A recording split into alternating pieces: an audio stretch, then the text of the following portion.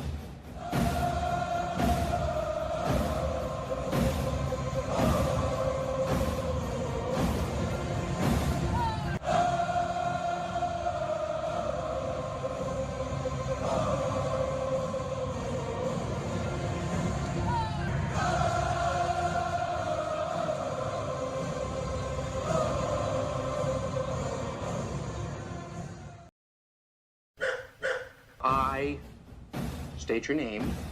I state your name. Do hereby pledge allegiance to the Armchair.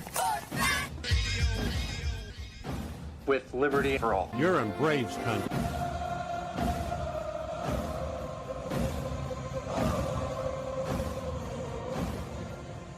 Ladies and gentlemen, please direct your attention now to the area in front of the pitcher's mound for tonight's ceremonial first pitch. You can't drink like me. You can't smoke like me. So don't try and be like me. Let's party together. There's something kind of about a kid that's never played baseball. What the hell's going on out here? Well, scared because his eyelids are jammed and his old man's here. We need a live rooster to take the curse off Jose's glove, and nobody seems to know what to get Millie for their wedding present. We're dealing with a lot of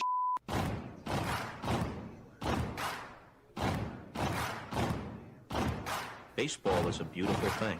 It's more beautiful in an old park. It's asymmetrical and quirky. But even in a dome with artificial turf, it's beautiful. The way the field fans out, the choreography of the sport, the pace and rhythm of it. The fact that that pace and rhythm allows for conversation and reflection and opinion and comparison. In right field, the crowd is tormenting Strawberries, singing Darryl, Darryl. Little roller up along first, behind the bag. It gets through Buckner. Here comes a fly ball deep to left. It's on its way. There it goes. And the Yankees are going to the World Series. Aaron Boone. Ground ball stabbed by Folk. He has it. He underhands to first for the first time in 86 years. The Red Sox have won baseball world championship. Can you believe it? It's a pastime, something you do. It's entertainment, something you watch. And it's a shared experience, something you talk about and read about. But you can apply those same three criteria to other things. What makes baseball special is that it's the best game that's ever been devised. Smith corks one into right down the line. It may go. Go crazy, folks. Go crazy. Sure as God made green apples, someday the Chicago Cubs are going to be in the World Series. A little bouncer slowly toward Bryant. He will glove it in front of Rizzo. It's in time. And the Chicago Cubs win the World Series. Cubs win. What a lucky break. The good Lord wants the Cubs to win. How can you not be romantic about baseball? If baseball is about caring, about loyalty and rivalry. Braves fans are on their feet hoping for some kind of a bleeder or a seeing-eye single. Here's the 1-2 pitch. Fastball hit high and deep down the right field line. It's going back, back, back. Is it fair? Is it zip, boom, bam, it's gone. Ram-a-lam, ding dong, a 3-run shot, and your Atlanta Braves have taken a 1-run lead. She's gone, baby! There's a very peaceful thing. It was created and played in pastures and meadows. There's grass, there's outdoors, there's everything that people thought was American and feel about America. You get in a ballpark, and it's the wonder of walking through that dark tunnel and seeing a huge open space where men play the little boy's game.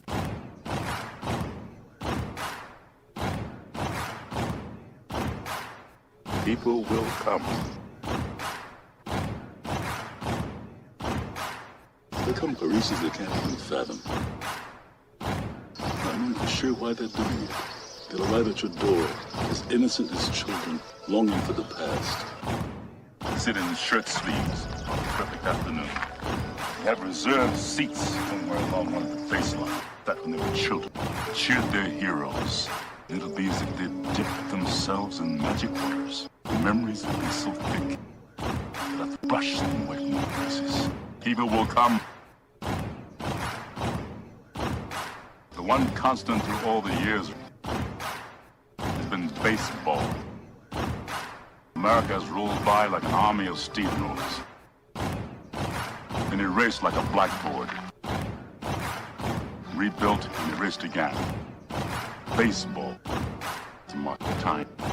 This field, this game, it's a part of our past. It reminds us of all that once was good. There could be again.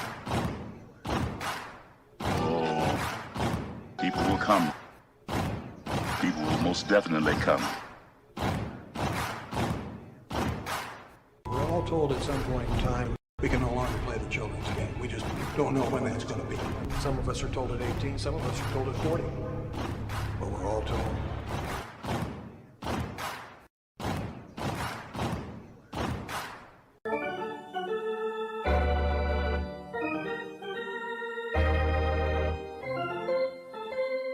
I believe in the Church of Baseball. I've tried all the major religions and most of the minor ones. I know things. For instance, there are 108 beads in a Catholic rosary, and there are 108 stitches in a baseball. I prefer metaphysics to theology. You see, there's no guilt in baseball, and it's never boring. It's a long season, and you gotta trust it. I've tried them all, I really have. And the only church that truly feeds the soul day in, day out is the Church of Baseball. Which team do you play for? Well, I'm a... Well, I was just wondering, because I couldn't figure out why you would throw home when we've got a 2-run lead. You let the tying run get on second, and we lost the lead because of you. Touch 'em all, Joe. You'll never hit a bigger home run in your life.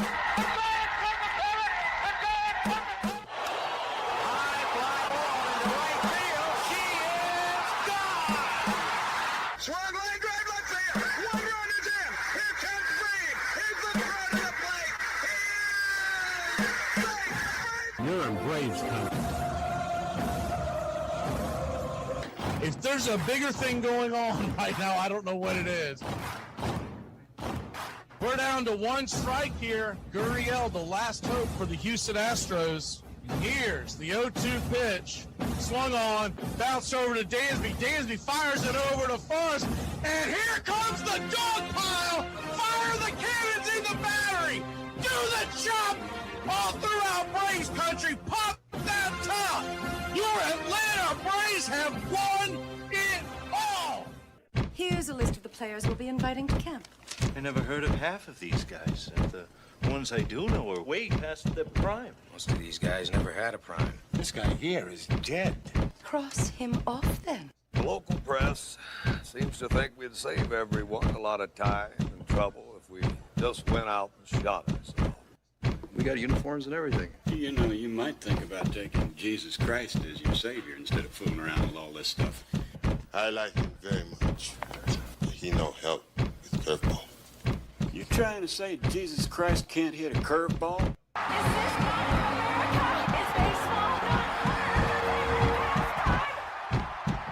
I'll tell you, these fans are great. Listen to them. Hey, way to go, Rick. Oliver High loves you. Come on, baby. Come on, Ricky. Come on, Ricky. The game doesn't stink. It's a great game. If you build it, he will come. You know, one of the best things about being an ex-big leaguer is getting freebies to the game. Call the front office, bingo. And once these fans recognize me, I probably won't even have to pay for my life here. Down it! I love them. Good seats, huh? You're in the wrong seat, buddy. Come on. Oh, I must be in the front row. Come on. Ladies and gentlemen, welcome. We direct your attention now to home plate. Please remain standing. We call your attention to our bands here today. They will be jointly directed. And now, another fixture. Our national anthem. Oh, say, can you see by the dawn's early light what so proudly we hailed at the twilight's last gleaming, whose what stripes and bright stars through the perilous fight for the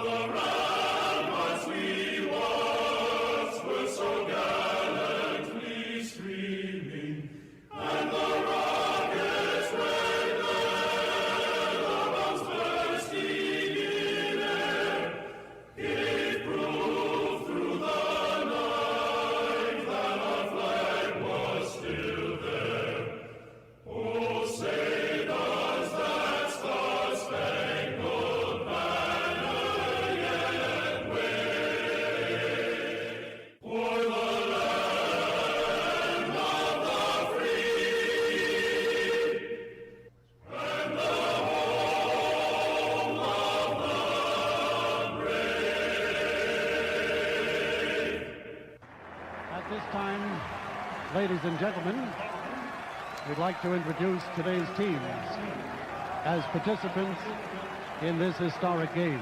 Play ball! Good seats, hey, buddy. He missed the tag! He missed the tag! He missed the tag!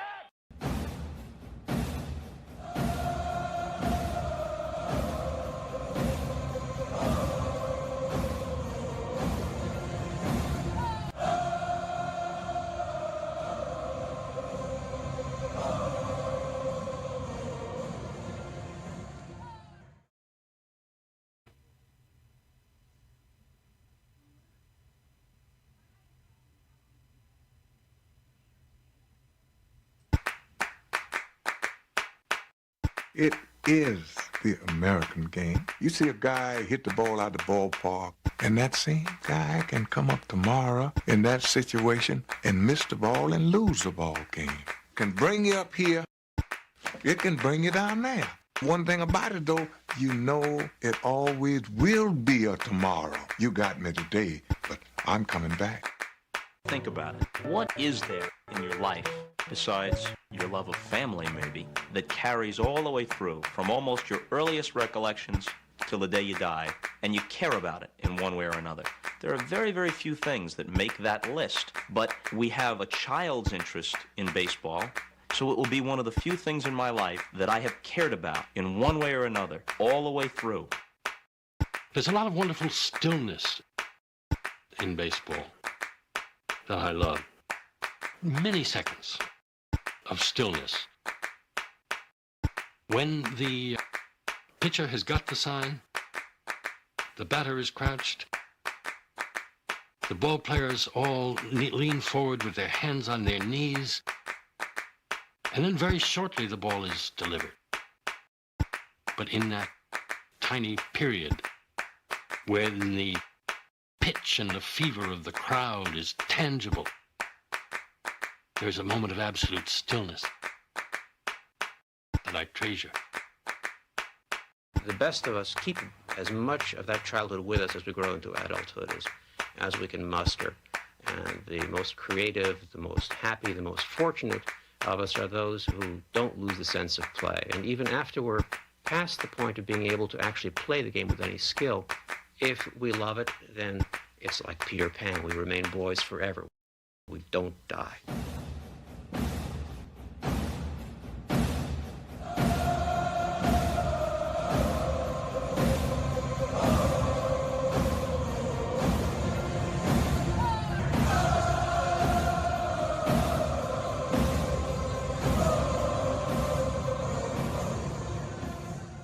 Ladies and gentlemen, we interrupt our program of dance music to bring you a special bulletin from the radio news. Sit quietly and we will control all that you see and hear. There is nothing wrong. You are about to participate in a great adventure. You are about to experience the awe and mystery. You unlock this door with the key of imagination. Beyond it is another dimension, a dimension of sound, a dimension of sight, a dimension of mind. You're moving into a land of both things and ideas. You've just crossed over into Adventures in Time and Space. We offer you Braves Country Radio, your home for the classic call of Braves Country Baseball. Hi, folks. Join us now for another Braves ball game. Yes, sir. This is the one we've been waiting for. This is it. This makes you feel like it's spring and baseball, no more measles, and free tickets to the circus. You're in Braves Country.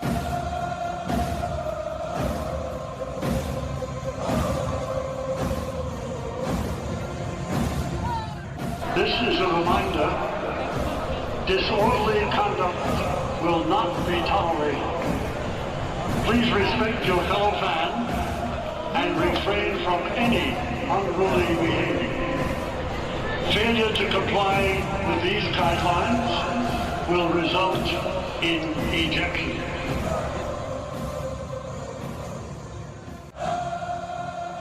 It's all mixed up with peanuts, tobacco juice, and a hearty feeling among the fans joshing each other. Always this raucous, good spirit. Everybody came to have a good time. The whole stands full of people all roaring. In baseball, never known an answer swear so instantly a whole crowd could be brought to its feet, roaring with delight over just a clean crack of a bat against the ball. A lot of room in right center. If he hits one there, we can dance in the streets. Line drive and a base hit. Just as the score of the tying run. Green to the plate. And he is saved.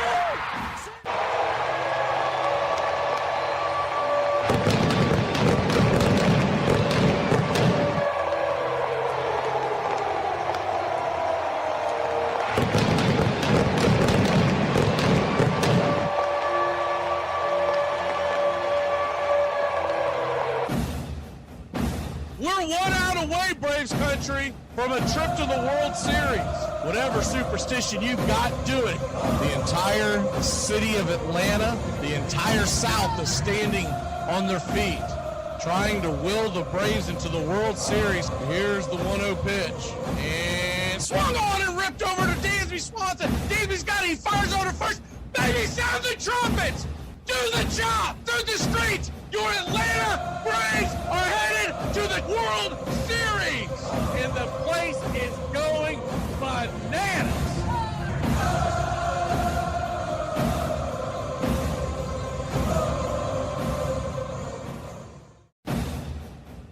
Although edited, tonight's thriller contains suspense and violence which may be unsuitable. Parental discretion is advised.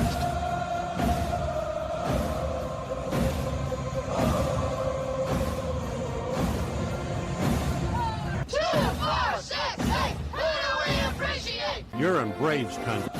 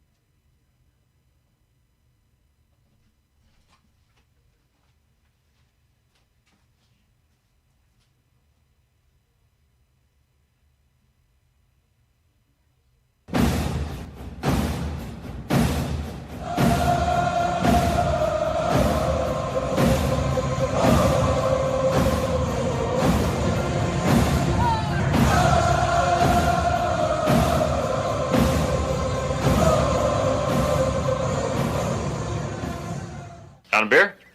7 o'clock in the morning. Scotch? Hey, howdy, hi, and how the hell are you? Pull up an armchair, girls and boys. Pour you a cold one. It's time for Braves Country Baseball. You're listening live, and the Atlanta Braves are on the road again. We're set for pitch-by-pitch, play-by-play, the classic call, Braves Country Baseball. Hi, I'm Mac McGee. It's time to put it all aside for what should be a great game here on the Diamond. As we take you out to the old ballpark, kick up your feet, let's take a journey back to the golden age of radio baseball. We'll do our best to paint the picture as the game goes along. Roll call is on the way. It's time to join the country club, join in the fun. It's time to chop along. Go ahead and put your game face on. Here are the starting lineups for today's action. Welcome in, Braves Country. No time for lineups today, as we will go through them as the game goes on. 2 minutes before first pitch. Good to see you in the chat. We got Mark. You can see the lineup on your screen. We got Mark, Scott, Scotty B in the country club. Who else do we have in the country club members? Uncle Charlie, John. Good to see everybody outside the country club. Having to speed this up today, so we'll continue to move through here. Bobby B. Mark, Ricky, Ricardo. C. Height. What you talking about, Willis? Cincinnati Reds are wearing finally a normal uniform, their home whites. Red ball cap with the white C. Inside that C, representing the city of Cincinnati, is Reds. The word red, same thing on the jersey. Braves are wearing their road grays. Line across the chest in red, outlined in navy, same with the names on the back. The tomahawk is well under the name Atlanta. Red and outlined in navy, striped with gold. Blue ball caps and the white A representing the city of Atlanta, Georgia. See if I missed any other club members here. Iron Lung. Good to see y'all. Rich 22.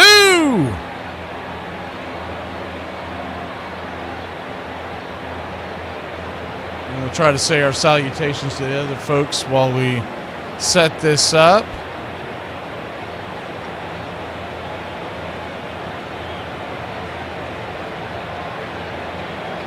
Waiting for the 3D to kick in, and once it kicks in, we will bring you in.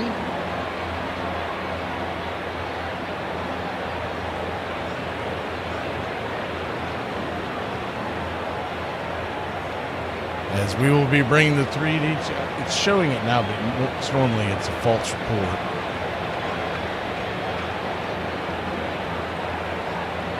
No, we got pay dirt today, so we'll go ahead and bring it in onto the main stage. Beautiful day here in Cincinnati. Temperatures expect to be around 75 degrees. Warming up throughout the ball game. Wind blowing in slightly at about 3 to 5 miles an hour. Oswaldo, good to see you. JoJo. Velvet. Teddy. Joey C.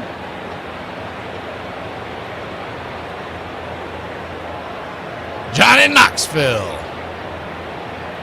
Iron Lung warming up the brooms. Hopefully the Braves do get that sweep today. It's Spencer Strider versus Nick Lodolo. Leading off for your Atlanta Braves is Ronald Acuna Jr. He'll be followed by Michael Harris II, Olsen, and Ozzie. Dubon is in left. Riley's at third. Mateo is your DH. Kim batting 8th and Trump batting 9th. And we're just about set for pitch-by-pitch, play-by-play of your Atlanta Braves. Lodolo kicks and fires. Swing! That ball is belted high and deep. Going back on the track.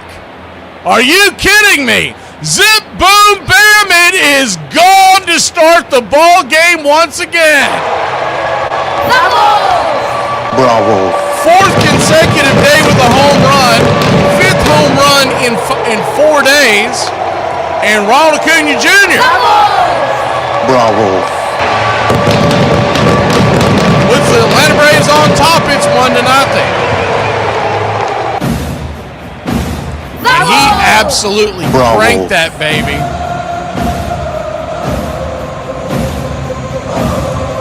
438 happy feet, and the Braves lead it 1-0. First pitch on the way, down and in, it's 1-0. Michael Harris, the batter, the 1-0. Kicks and fires, curveball. Ball 2-2. So a 2-0 count.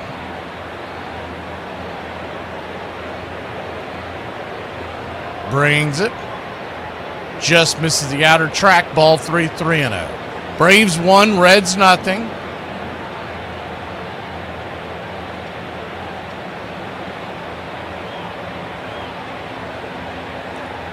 The 3-0 pitch. Takes a sinker there on the outer edge. 3-1.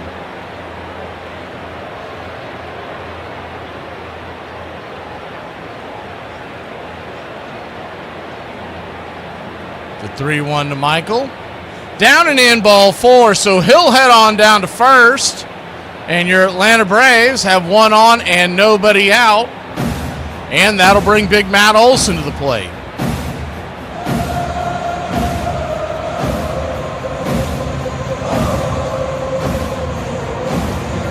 Your home plate umpire today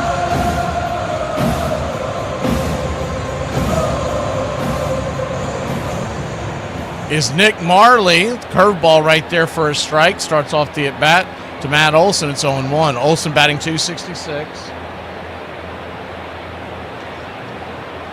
The 0-1. Braves 1. Reds nothing. If you're just joining us, Acuna hit his 7th home run of the year just moments ago. The 0-1 pitch. Swing and a miss. And it's 0-2.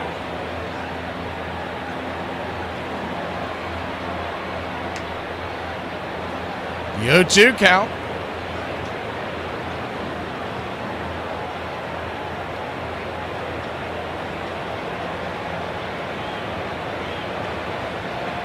Brings it.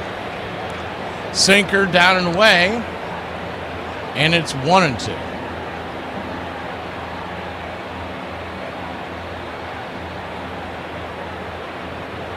The 1-2 to Olson. Harris at first. Infield back and to the right. The pitch from Lodolo. Swing. Saws it off foul. And we'll do it again.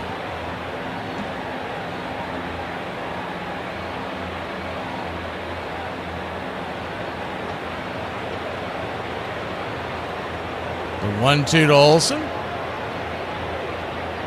Turns and kicks. And that ball's fouled back.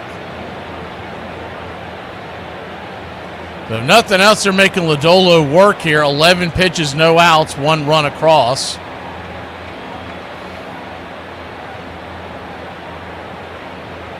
The 1-2.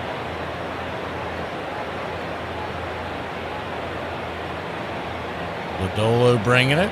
Swing and a miss. Four-seam fastball. Blew it right by him. High cheese. And there's one away. First strikeout of the day for Lodolo. He's probably got the best stuff on the entire roster, not counting Chase Burns. But he's off to a rough start this year. He has battled injury throughout his career, Lodolo. Lefty-righty matchup. Ozzie Albies the batter. First pitch. Roller over to third. It's going to be barehanded by the third baseman over there, and a good throw. Out of a low throw, Stewart, a one-hopper too low, but Lowe will scoop it out of the dirt, and there's quickly 2 down. On the play, Michael Harris II moves up 90 feet, and he will be in scoring possession.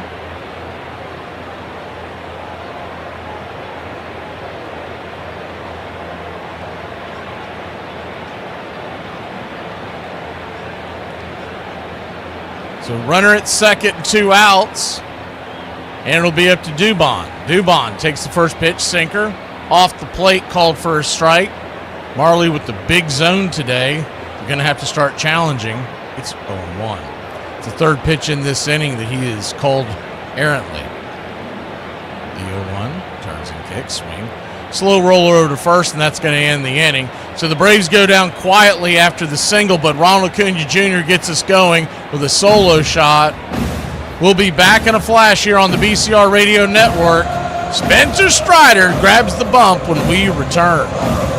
If your name is Trevor and you live in South Carolina and you got a little sideways and decided to text your best friend's wife named Casey, you're cooked. There's a lady at the kiosk. She's got like 9 pages worth of screenshots of your face and dingling. Like you're about as cooked as I have never seen a woman look with so much determination as she's reading through just messages. I mean, she didn't even acknowledge the lady that was trying to buy something from the kiosk. You're cooked, my guy. You might as well just move to like Oregon or Canada or Alaska. Like you just need to leave. Where do you come from? Where do you hail from? You're in Braves country. It's always great to hear where everybody's listening here in Braves country.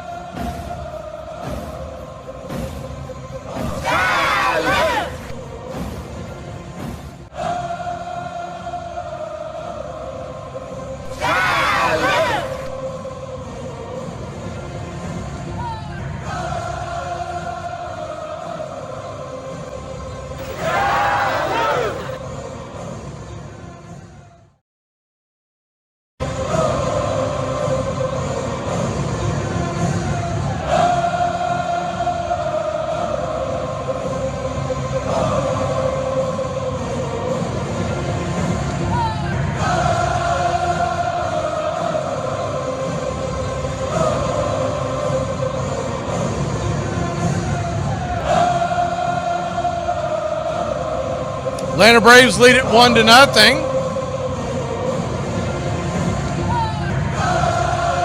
Good to see everybody from all around this land. As Spencer Strider fires the first pitch, four-seam fastball, misses outside wide. It's 1-0. The 1-0.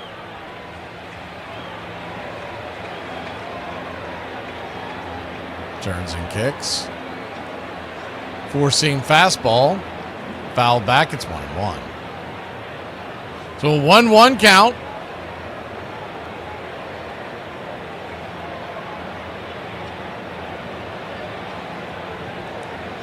Four-seamer right there on the edge. Another wide strike.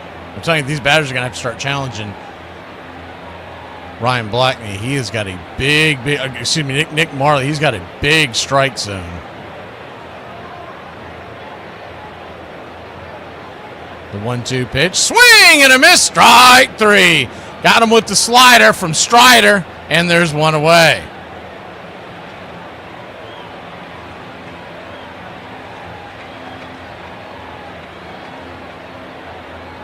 Spencer Strider.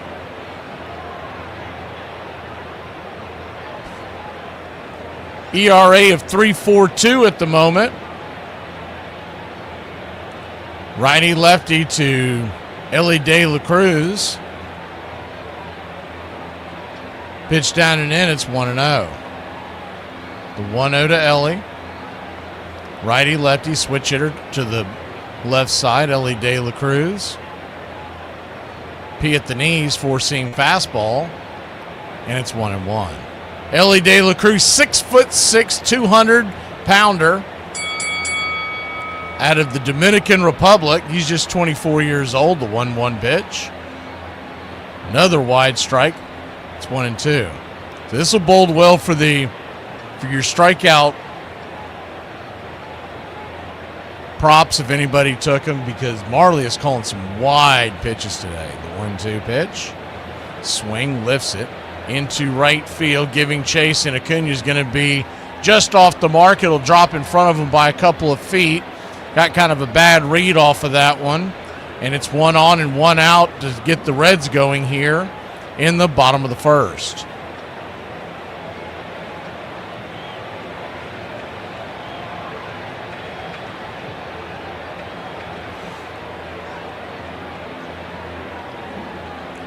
Ball had a lot of top spin on there, and I think Acuna thought that ball was going to rise a little faster. Righty-lefty. Pitch on the way is a changeup. Kisses the black on the outer edge. It's 0-1. Yeah, that's at least 6 pitches combined between this first inning Braves and Reds pitching that the pitches being, and they've all been wide. It's not up and down. It's wide that these guys are going to have to monitor.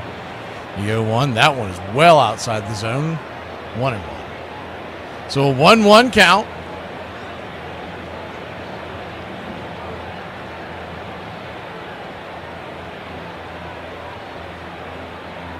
Kicks and fires, swing, rips it down the right field line. That's going to get jammed into the corner.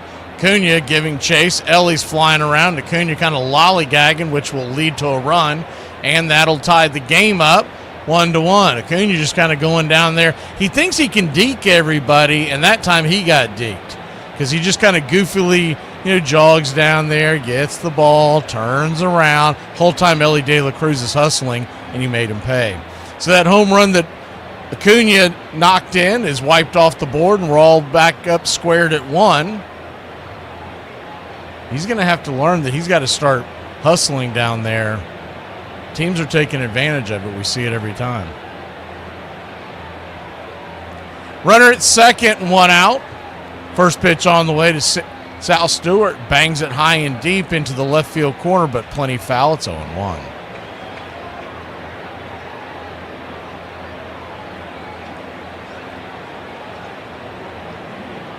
The 0-1.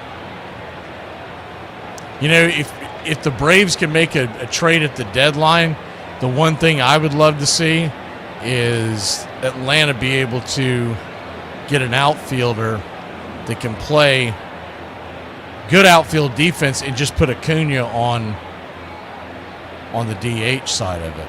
I mean, he's out there right now. He's got the lineup card as the 1-1 pitch at the knees, 1 and 2, and he's filing his nails. He's messing with his cuticles in between pitches. The 1-2 count.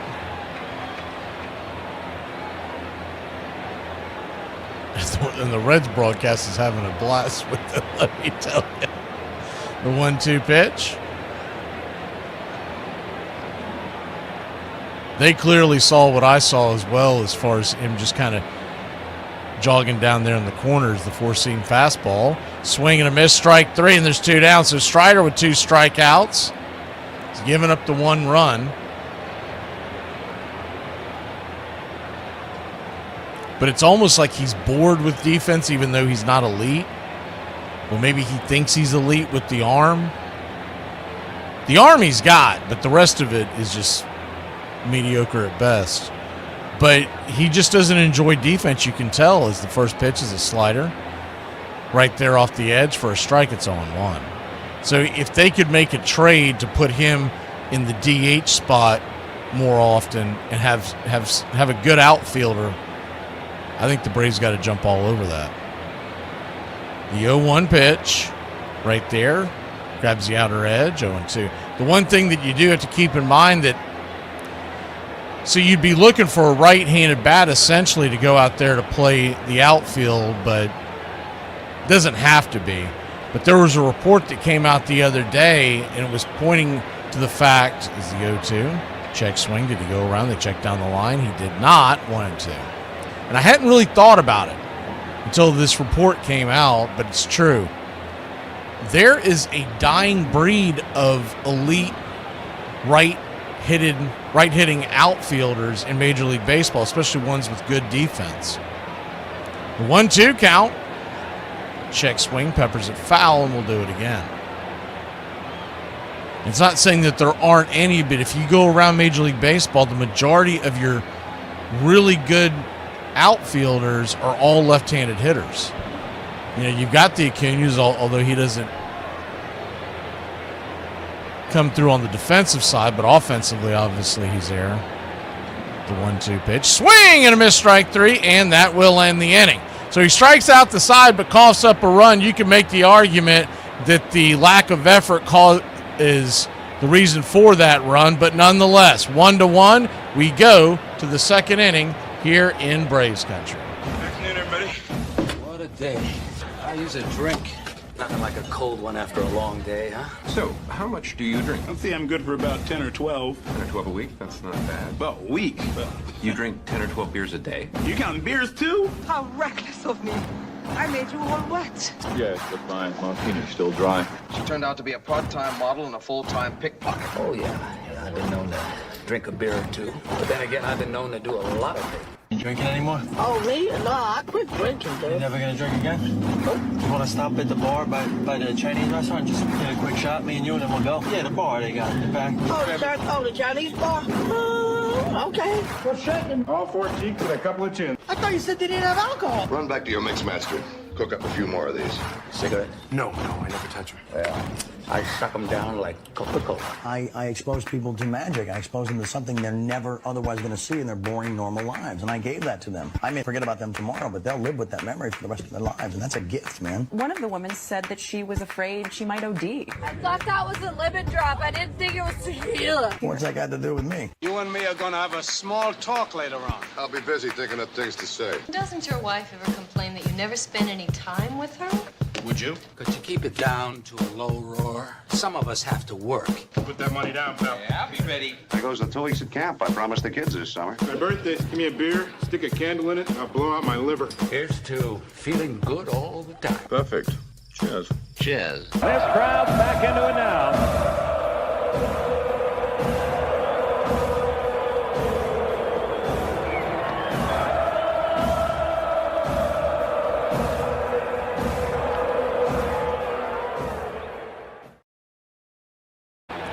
Welcome back, 1-1 your score.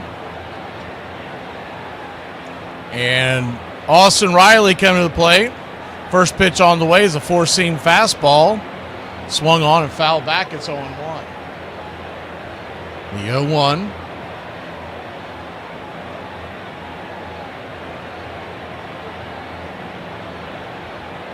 Kicks and fires. Four-seam misses high, 1-1.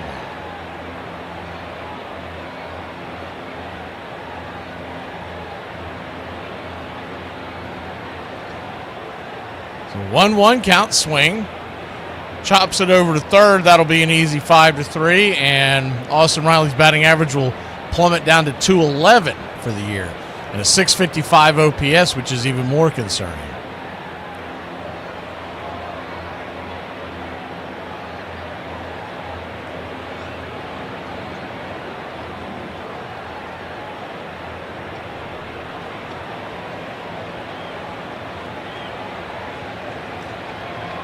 Jorge Mateo, the batter, first pitch swinging. Fouls it out of play. It's 0-1. Look, you're paying Austin Riley over $211 million on that contract, so you're going to play him. But I don't know if you can make a solid argument that he should be batting over Mateo at this point. The 0-1 swing. Lifts it. high into right field, making the catch. F9, your scorecard, Will Benson, one away. Left to right for the Cincinnati Reds, it's Bleday, Dunn, and Benson. Around the horn, third to first, Stewart, Ellie, Steele, and Lowe. P.J. Higgins is behind the plate, and Lodolo on the bump. Ha-Sung Kim, your batter. Chadwick Trump, the number 9 hitter, standing on deck. As the first pitch, changeup. It's 0-1. Kim batting .095. He said, Riley, 211, hold my beer. Let me show you how it's done. The 0-1 down and in, 1-1. So a 1-1 count.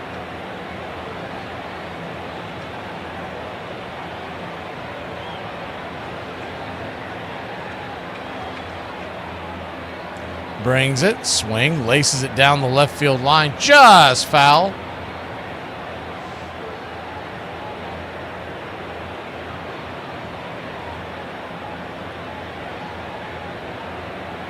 Braves 1, Reds 1.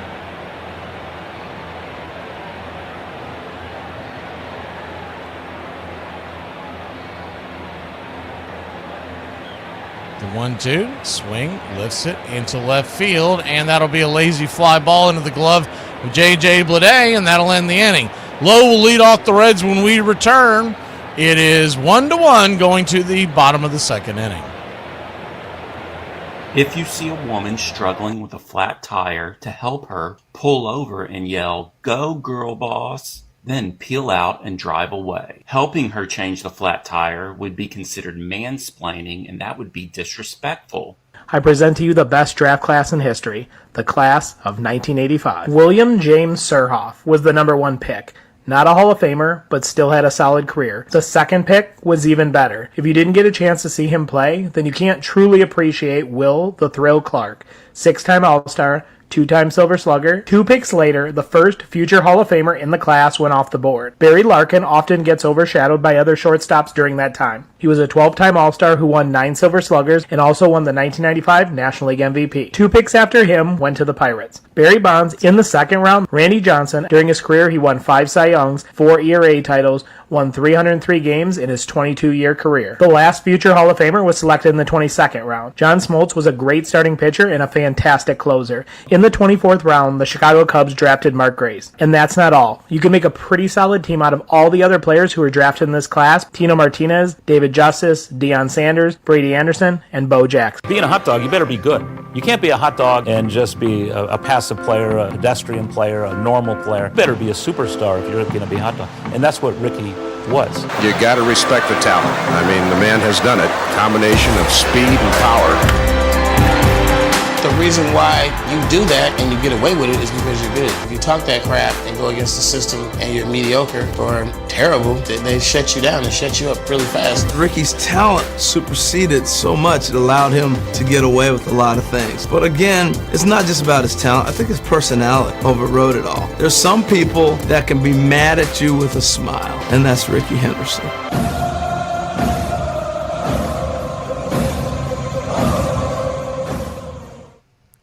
Welcome back. Braves 1, Reds 1. Bottom of the second we go.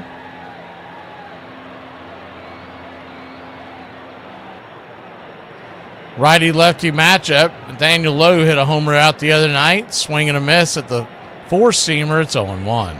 He's on an 8-game hitting streak and batting .367 with 3 home runs during that hitting streak with 9 RBIs. The 0-1 pitch. Inside four-seamer, 96, 1-1. Spencer Strider struck out 3 in the first inning, striking out the side while giving up 1. 2 hits all day. The 1-1 swing lifts it into center field. Left center coming in, cutting off Harris's Dubon to make the catch. F7, 1 away. Almost looked like they were going to collide there for a second. 1 up, 1 down, and Spencer Steer, the batter.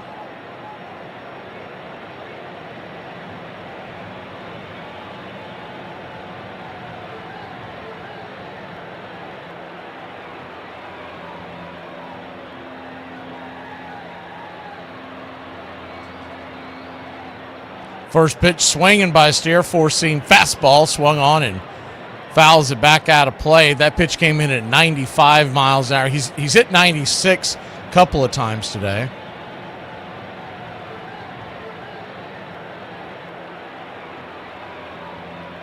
The 0-1. Four-seamer way outside the zone, and it is 1-1. Hope y'all are enjoying your Sunday afternoon. Appreciate you stopping by and hanging out with us here in Braves Country. If you haven't already, please hit that subscribe button and join into the chat. The 1-1 pitch swing rifles it off the mask of Tromp, and it's 1-2. Listen to AA before the ball game. He was giving well, I wouldn't call them updates, just kind of give you an idea that they expect to be aggressive at the trade deadline. But we have heard that before, and then it's crickets. The 1-2 in the dirt. 2-2. Remember, we heard that same thing last year, that they were going to be selling, and they held on to Ozuna for, cannot figure out the reason for that one. The Iglesias thing you kind of understood because there was the idea that they wanted to re-sign him as the 2-2. Swing and a miss, strike three. Number 4 on the day for Strider. And there's 2 away. Got him once again with that slider. But the interesting part of it, appreciate it, Mark. The interesting part of it is he was giving kind of a timeline for the catchers. He's still holding fast to the fact that as Will Benson stands in, righty-lefty matchup, first pitch swing and grounds it over to second. That's going to be a quick 4-3 putout, and that'll end the inning. We'll give you an update on Drake and Sean Murphy when we return. Third inning here in Braves Country, 1-1, all tied up. On this date, 1927, although it will be another 42 years before the next one, an unassisted triple play is made for the second consecutive day in the major leagues when John Noon accomplishes the rare feat in the 9th inning, saving the Tigers 1-0 victory. The first baseman catches Homer Suma's line drive, tags Charlie Jameson, the runner at first, and then beats Glenn Myatt to second base, making it the first time the last 3 outs of a game result from a solo triple play. On this date in 1938, Lou Gehrig plays in his 2000th consecutive game, collecting an RBI single in the Yankees' 12-5 victory over Boston in the Bronx. The 34-year-old first baseman will play another 130 straight games before ALS, commonly known now as Lou Gehrig's disease, shortens his Hall of Fame career. And on this date in 1949, Charlie Lupica announces from a 20-foot platform atop a flagpole that he will remain on the perch until the Cleveland Indians are eliminated from the race or win another pennant. Although the local grocery store owner abandons his post in late September with the tribe in 4th place, Cleveland owner Bill Veeck will reward the loyal fan with a souvenir 50-foot flagpole and a brand new car.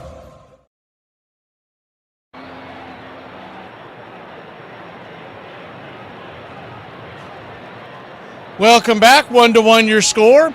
So with the Sean Murphy, it sounds like he won't be back till like August, or at least somewhere around the All-Star break. Drake Baldwin, they're hoping he's going to be back in the middle of June, somewhere between the 2nd and 3rd week, which if he can come back and he's fine and he's rolling, we can make that work. The first pitch on the way to Chadwick Tromp is swung on and fouled back out of play. It's 0-1. You'd essentially kick one of the guys to the curb. I think it would probably be Chadwick at this point, but you never know. It depends on if one of them gets hot. The 0-1 swing, pops it up into center field, drifting over, making the catch is done, and there's one away. F8 in your scorecard if you're keeping up with it. Mainly because Leon they're about a push when it comes to defense. I'd say Sandy Leon's a little better, but not extraordinarily. And he's also a switch hitting catcher. whereas Chadwick is a right-hander, and he'd most likely make it back to AAA for you anyways. The first pitch swung on and fouled back out of play. It's 0-1.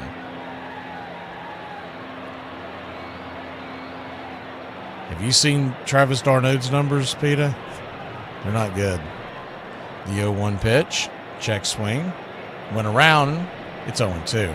Cunha hammered a home run out of the building his first time up. Then he kicked the ball around in the right field corner, and it's all knotted up at 1. It was home run number 7. The 0-2. Check swing. Did not go that time. It's 1-2. He's also got a pretty high. Only way the Braves take on Travis d'Arnaud is if the Angels pay the majority of that salary. They don't want it. The Angels overpaid Travis big time. The 1-2. Swing and a miss, strike 3, and there's 2 down.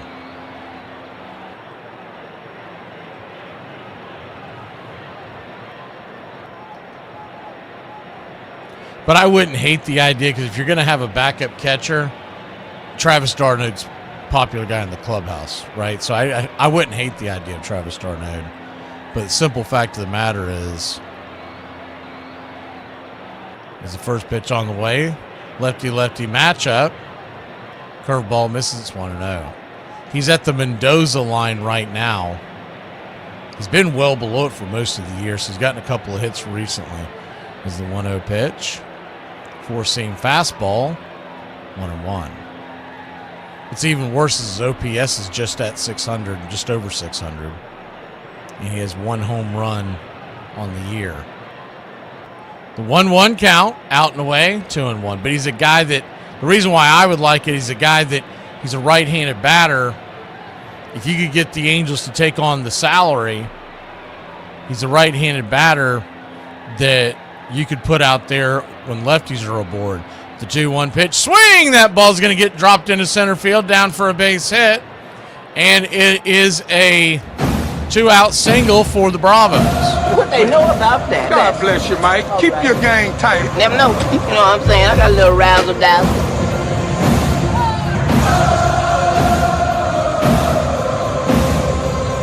I don't love it when the Braves constantly go back to the old well, thinking they're going to strike oil again. You know, the guys we won the championship with. Remember, that was 6 seasons ago, 5 years. Lefty-lefty matchup. First pitch swinging by Olsen, lifted down the left field line, giving chase. Will he just going to run out of play? It's 0-1. But d'Arnaud, to me, would be a great addition, because he could be basically an extra coach that gets out there and plays once a week.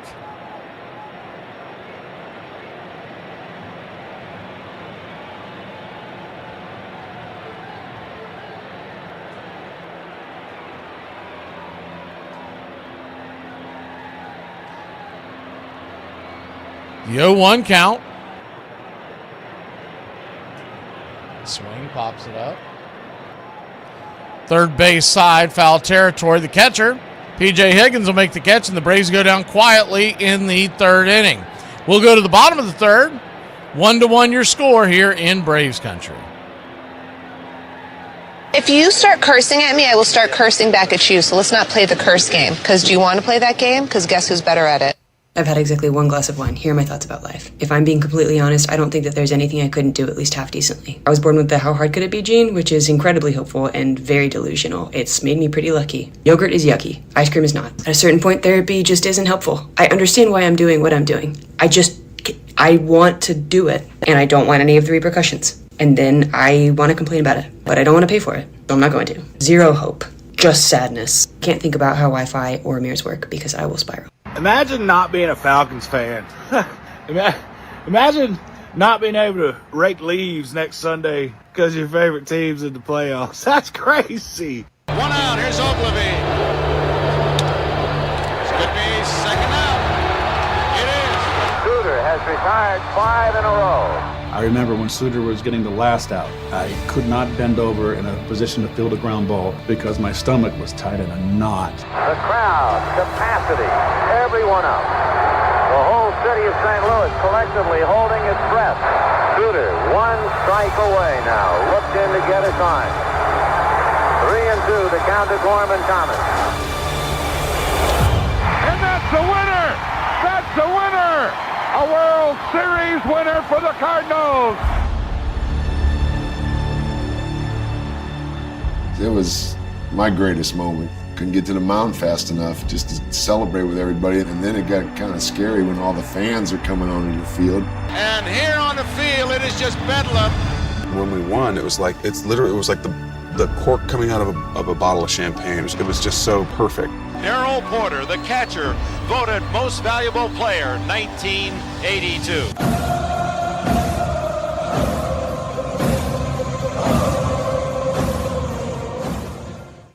Welcome back. Spencer Strider fires the first pitch. Out and away. Right there for a strike. It's 0-1. The 0-1. Kicks and fires. Four-seamer. Just misses the edge. 1-1. Braves 1, Reds 1. Bottom 3.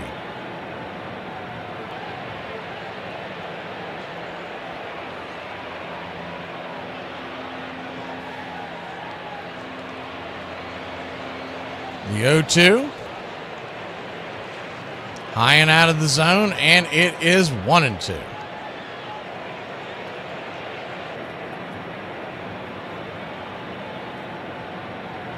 One-two count. Slider down and away. Higgins laying off, and it's 2-2. That one was well out of the zone.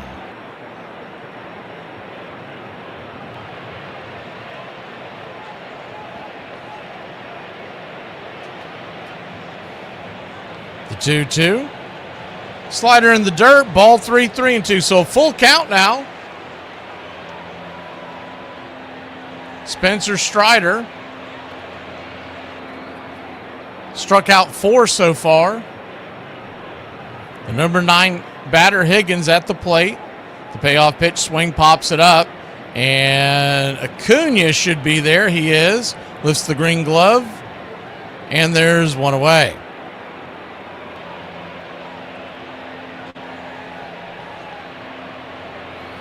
That'll take us back to the top of the order.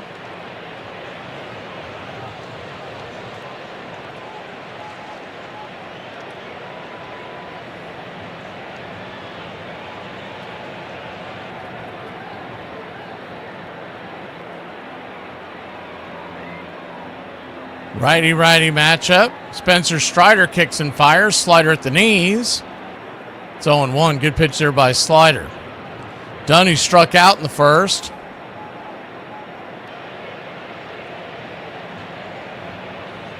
The 0-1.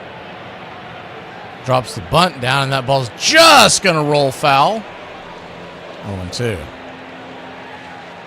If you can figure out how to comment on a video on YouTube, how come you can't figure out Google? It's the same company. Just Google it. If you really care about that kind of stuff, I feel like you would know how to Google that. The 0-2 count. All in good fun, though.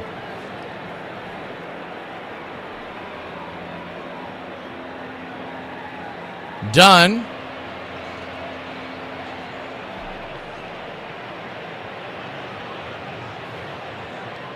Digging in, the pitch, swing and a miss, strike 3. Strikeout number 5. This time he went with the heat, high heat, and there's 2 away.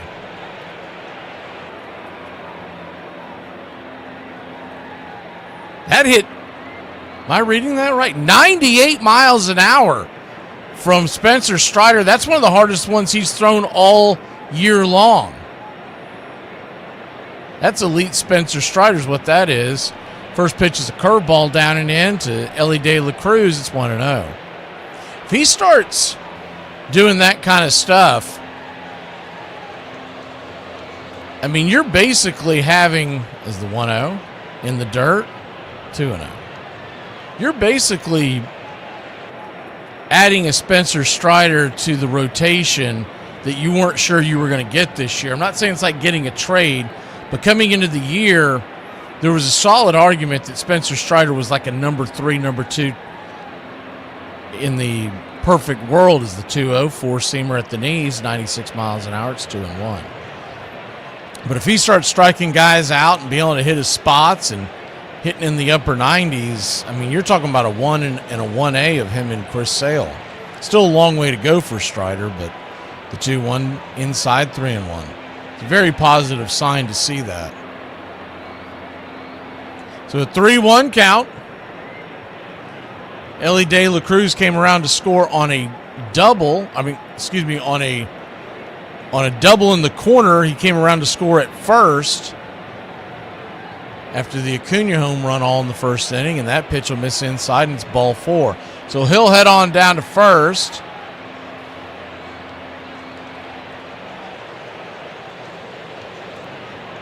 And J.J. Bleday, who's knocked a couple of home runs already in this series, will stand at the plate.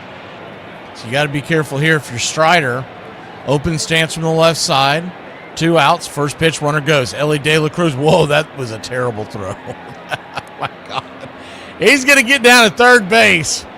Just a bit outside. I mean, what was that?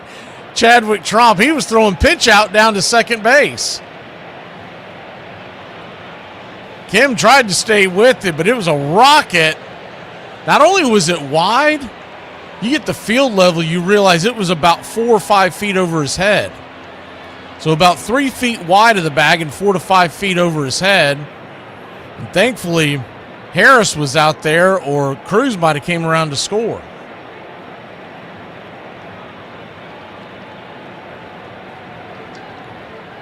J.J. Bleday, the batter, righty-lefty, smacks the edge with the strike. It's on 1. I'm really surprised that nobody has challenged these strikes by Marley so far. Neither team has done an ABS, but he has gone over a 6-pack of blown calls all on the edge. The 0-2, check swing.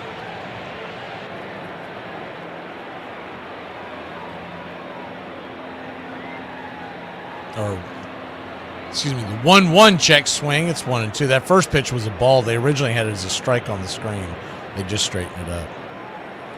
So a 1-2 count. Just misses outside slider. 2-2. But if you're the pitcher, I mean, you got to keep pitching to that outside part of the zone. You're getting these calls.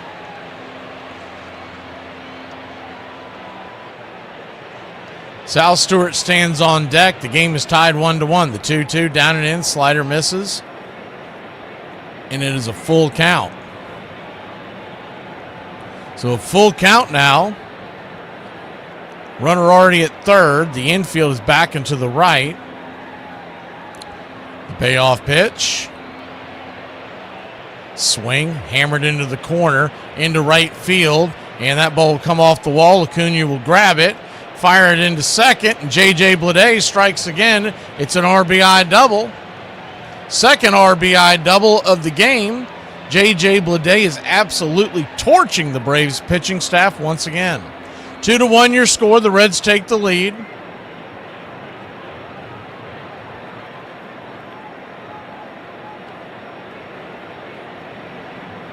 I think at the end of the day, and I know some of it is what Trump is setting up, I get that, but Spencer Strider is going to have to get to a point where he understands it was okay to walk Bleday there and go after the right-hander with 2 outs. The first pitch to Sal Stewart is outside wide for a ball. It's 1-0. You used to hear the big three of Atlanta talk about it all the time, but if there's an open base, it means there's an open base. Meaning if it's first and second, I still have an open base at third if I don't want to pitch to you. And with 2 outs and a runner at third is the 1-0 pitch, swing, hammered down the left field line. If it's fair, it's trouble. That ball is just, and I mean just foul of the foul pole. The guy standing next to the foul pole almost caught it in his hat. It was that close. He was literally standing next to the foul pole, and that ball missed probably 2 to 3 feet to the left of the pole. It just crossed over before foul territory. So it might have even been even closer than that from hitting the pole. The 1-1 count. P at the knees, 1-2. They want to challenge this one. Very close. It's hard to tell vertically on the Cincinnati broadcast because of where they keep the camera well in Cincinnati. And that is a ball, so that'll get overturned. So it's a 2-1 count.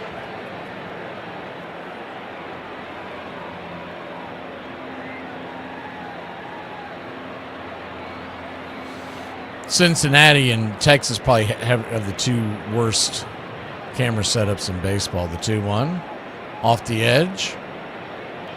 Ball 3-1. So 3-1 count. Standing on deck is Suarez. Spencer Strider about to throw his 54th pitch. We're just in the third inning. 3-1. Misses the zone. Ball 4. So he'll head on down to first. First and second, 2 outs. You wonder if you might get a mound visit from. Yep, here comes Hefner. Nothing else, give him a breather. Looking around on the out-of-town scoreboard, Orioles lead the Blue Jays 9-1 in the 7th inning in Baltimore. Padres and Nationals, they're 0-0 in the 4th. Padres head to the Phillies for the first series of this week. Twins and Pirates, Buccos 4-0 over the Twinkies, bottom of the 3rd in Pittsburgh. They are in New York, and the Mets have a 3-0 lead over the Marlins in the 3rd. Angels and Rays, bases are loaded for the Rays. It's tied 1-1 in the 3rd in St. Pete. Righty-righty matchup, first pitch swing and a miss, four-seam fastball to Eugenio Suarez. It's 0-1. Guardians 2, Red Sox 1. They're in the 3rd in Cleveland. Brewers and Astros are scoreless in the 2nd in Houston, and they are on the south side of Chicago as the 0-1 pitch fouls it back, four-seamer. It's 0-2. Tigers lead the White Sox 1-0. Later on today, Royals at Rangers, Giants at Rockies, Yankees at the A's. The Phillies are at the Dodgers. It's a 4-10 first pitch. Diamondbacks and Mariners, and the Cardinals and Cubs are the NBC Sunday night game, the 0-2. Fouls it away, and we'll do it again. So an 0-2 count.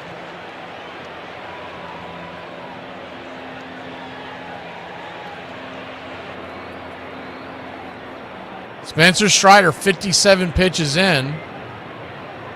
The Braves do have the game off tomorrow, the day off tomorrow, the 0-2. Swing and a miss, strike 3, and that will end the inning. So your Atlanta Braves have a deficit of 2-1. We go to the 4th inning here in Braves country. The Braves will grab the bats when we return. Ozzie Albies come to the plate. What's for dinner?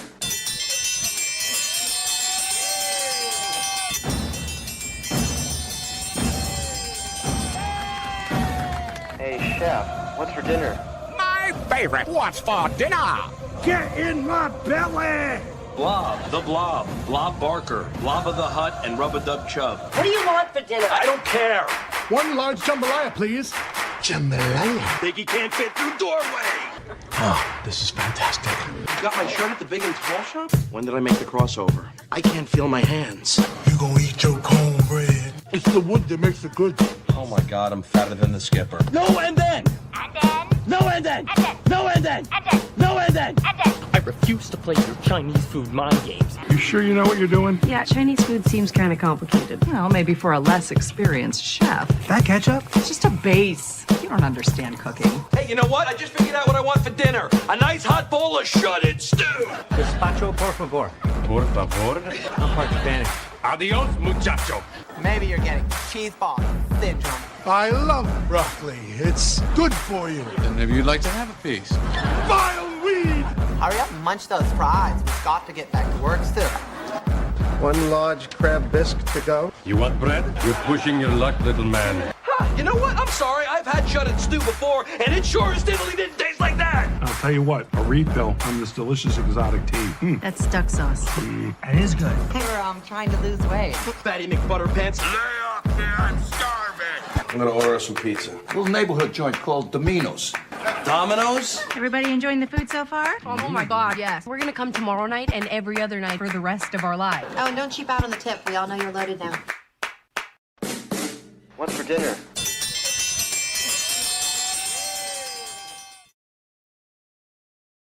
First pitch swinging by Ozzie Albies, lazy fly ball into left field, and it's going to be an F7 in your scorecard. Braves trail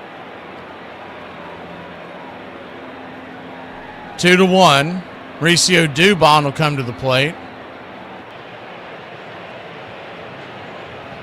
Lefty-righty matchup. Lodolo at 37 pitches, so he's settled down after that home run and the little bit of traffic on the base on the first inning. First pitch, four-seam fastball upstairs. It's 0-1. The 0-1. Brings it. Fastball misses high. 1-1. So a 1-1 count. Braves with 2 hits. 1 for a home run. The 1-1 pitch to Mauricio. Swing, lifts it into deep center field, but it'll be caught at the warning track, just before the warning track, done with the catch, and there's 2 down.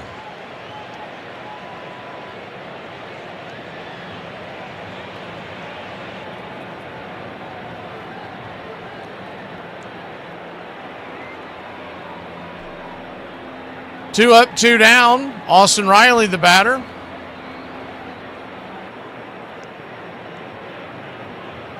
First pitch to Riley is a changeup. Right there at the knees, it's 0-1. Austin Riley batting .211 on the year. Grounded out to third his first time up.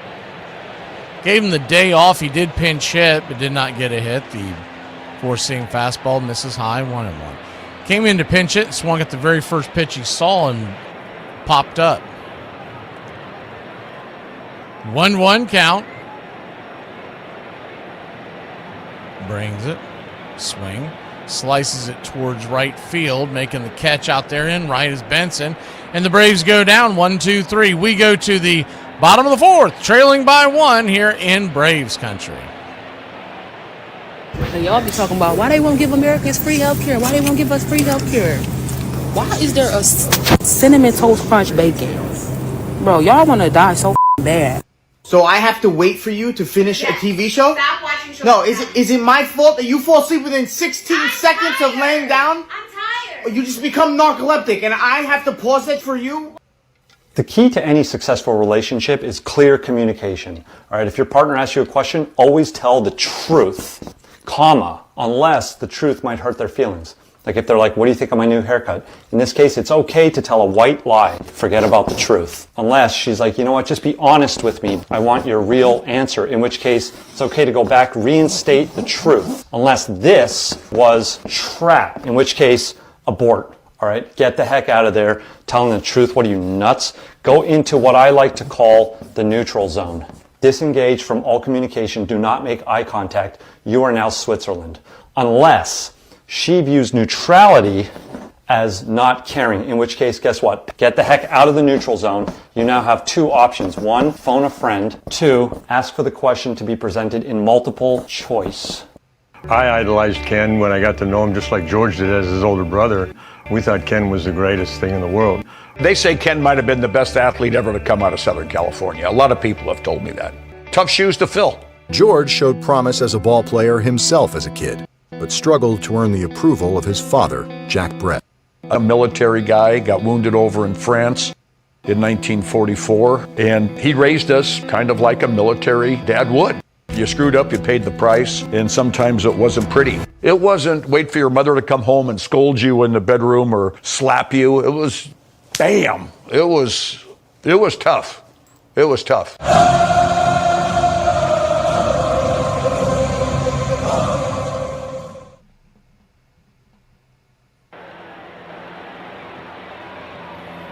First pitch on the way, Spencer Strider bringing it. And the pitch is high and tight. It's 0-1. The 0-1. Righty, lefty, low at the plate. First pitch off that 0-1 is a four-seam fastball. And misses inside, 1-1.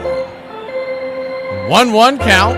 2-1 your score. Cincinnati leads Atlanta. We're just getting going here in the bottom of the fourth inning. Quick moving game is the 1-1 pitch swing. Slaps it over to short. Ha-Seong Kim with the grab. Fires it to first, and there's quickly one away. Mateo, your designated hitter today with the left-hander on the mound. Braves are off tomorrow. They've already secured the series win, but you'd love to see the sweep. Cincinnati trying to prevent from going back to 500. They come into today's game 29-28 on the year. They're 14-14 at home is the four-seam fastball. Out and away, Spencer Steer, it's 1-0. Braves 40-19, 21 games over 500. 14 over 500 on the road. At 23-9 is the 1-0. Fouls it back. 1-1. 1-1 count.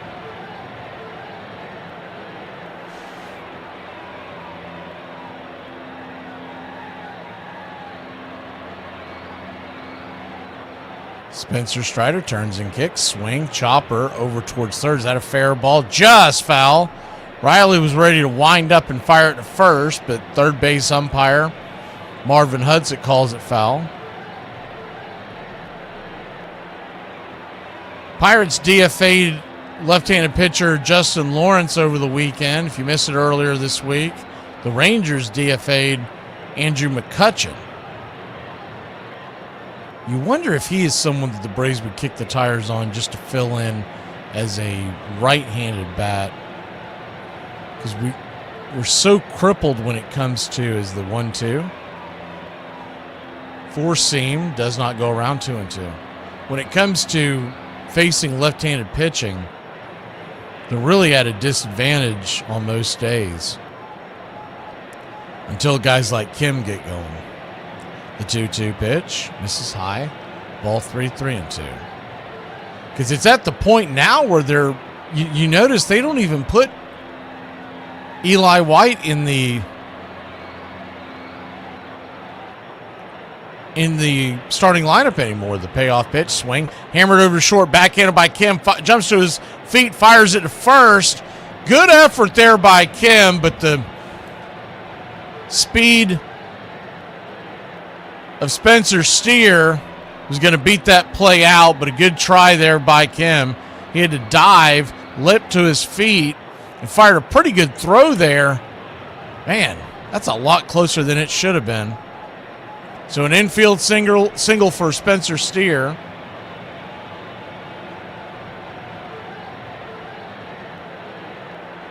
Righty-lefty matchup, curveball down and in, it's 1-0.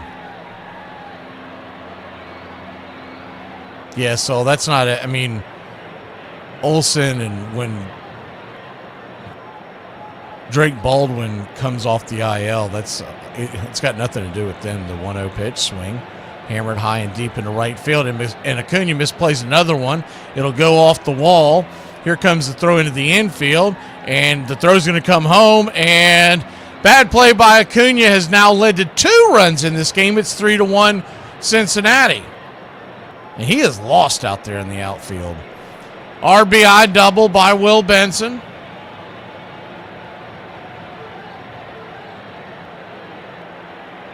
So that home run that he hit has been wiped away with 2 errant plays out there in the outfield. The ball was a fairly hard hit ball, and he was kind of just drifting back. He needed to get on his horse, and the ball ended up going over his head, bounces off the wall. And once again, like there's a lack of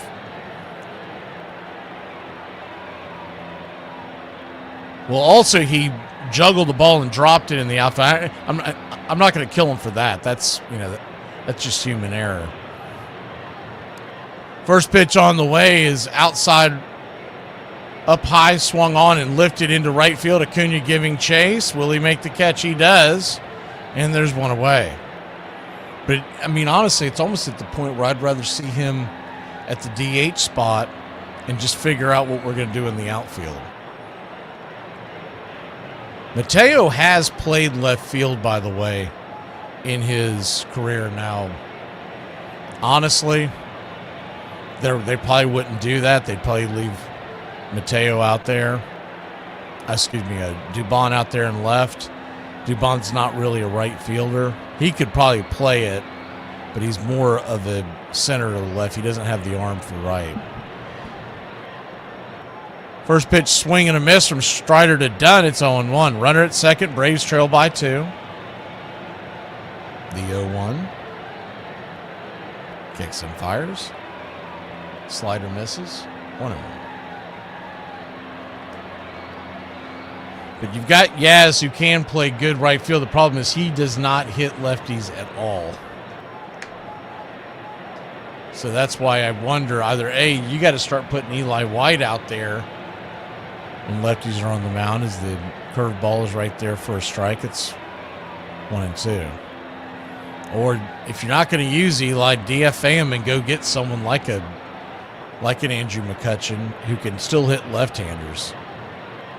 The 1-2. Swing, fouls it off the mask of Chadwick Tromp, and we'll do it again.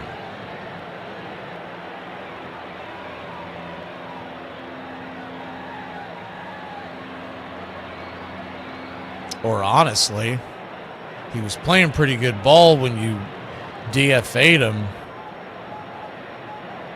I mean, Azekar made it back to the Braves organization. The 1-2. Check swing. Did he go around? He did. Strike 3. I think what's keeping them from doing that is the analytics. They like Eli White's base speed. We'll be back in a flash. Braves trail by 2. We go to the 5th inning. War's over, man. Drop the big one. Well, since when are you the pudding kind? What? Over? Did you say over? Nothing is over until we decide it is. And it ain't over now. Who's with me? Let's go! I don't have to tell you things are bad. It's depression. Everybody's scared. Punks are running wild in the street. The air is unfit to breathe, and our food is unfit to eat. We sit watching our TVs as if that's the way it's supposed to be. We know things are bad, worse than bad. I want you to get mad. Will you fight? No! We will run! And we will live!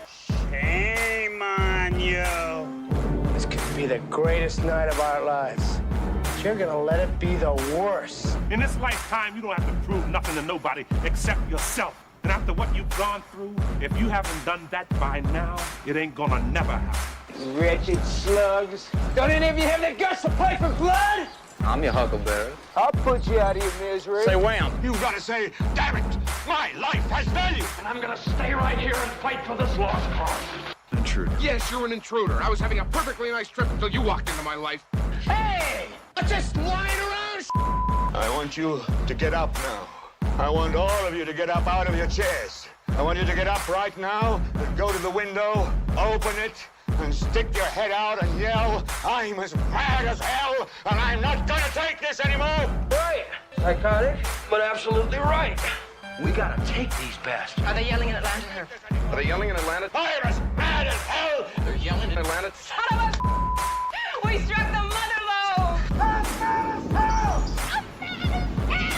I'm mad as hell! I'm not gonna take it anymore! And this crowd's back into it now.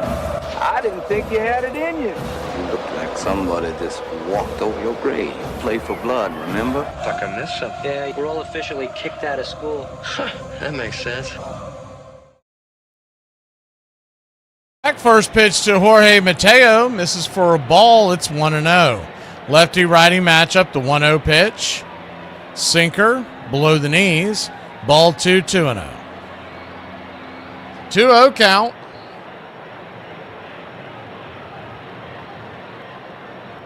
Lodolo cruising along, leading 3-1. The pitch, changeup, 3-1. Really haven't made him work much in this game, and it shows on the scoreboard. Swinging early and often.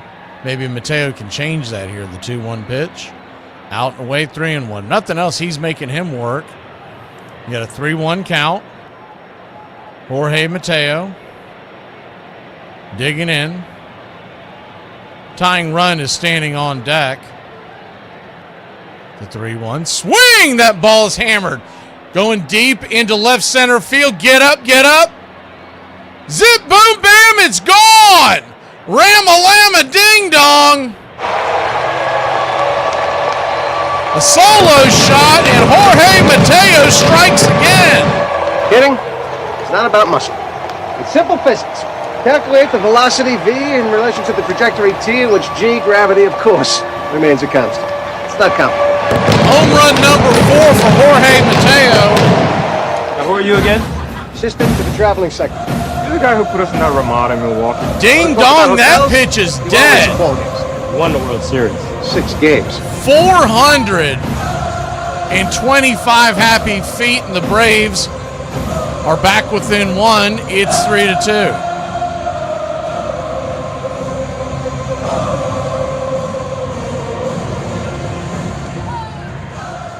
The 1-0. Ha-Seong Kim, swing and a miss. Hey, at least that time his helmet stayed on. It's 1-1. He loses his helmet. This year, I don't remember it happening last year. He loses his helmet almost every swing this year. And you can just tell that means that you're not under control. You're taking just violent swings. The 1-1, curveball right there for a strike. It's 1-2. But if you believe in the back of the baseball card, he's a guy that will end up hitting around 700 OPS. He just hasn't unlocked it yet. The 1-2 pitch, swing and a miss, blew it right by him, strike 3, and there's one away. And it's not helping him that he's not getting any hits, because he's going to continue to see the bench. I think the game plan right now is to have Mateo DH, unless something were to change.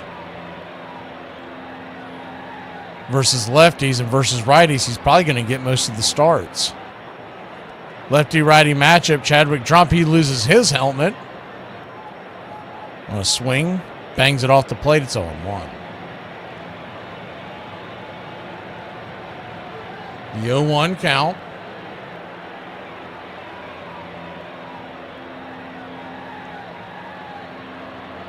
Dixon fires. Changeup misses high and out of the zone. 1-1. Yep, JoJo wouldn't do anything different. 1-1 count. Swing and a miss, 1-2. That $36 million we're spending on Kim and Murphy, yeah, I wouldn't want Contreras back. I wouldn't have done anything different. The 1-2 count. 1 out. Braves have 1 across. Cincinnati leads at 3-2. Braves looking for that sweep. The 1-2 pitch. Swing, just got a piece of that one. That one was down around the ankles. He was fishing for that one.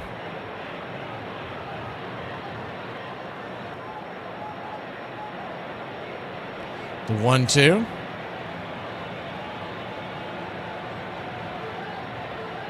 Caught looking, strike 3, punched him out on the inner track, and there's 2 down.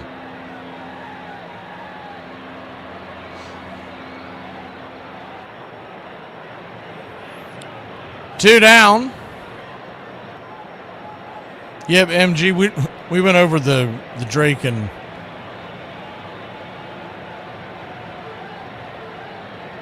Sean Murphy timelines earlier in the game. First pitch on the way is down and in.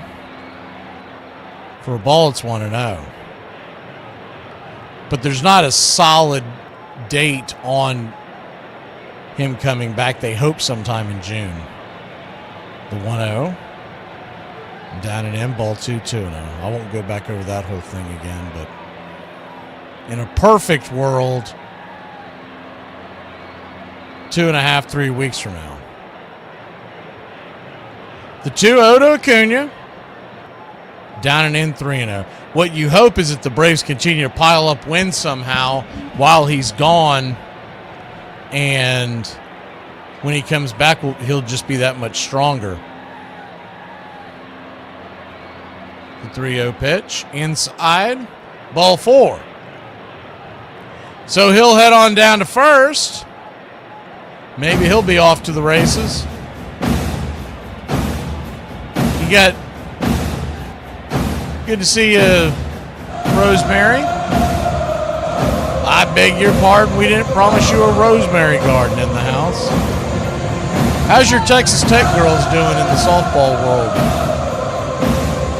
Haven't really been able to keep up with all that. First pitch on the way to Michael Harris II is right there inside for a ball. It's 1-0. Harris 1 for 1 with the walk. He singled to center. Cunha got stolen bases 11 and 12 last night. So you'd think he may be going here, but with the lefty on the mound, maybe a little more difficult to get going as the 1-0 misses wide. 2-0. So a 2-0 count.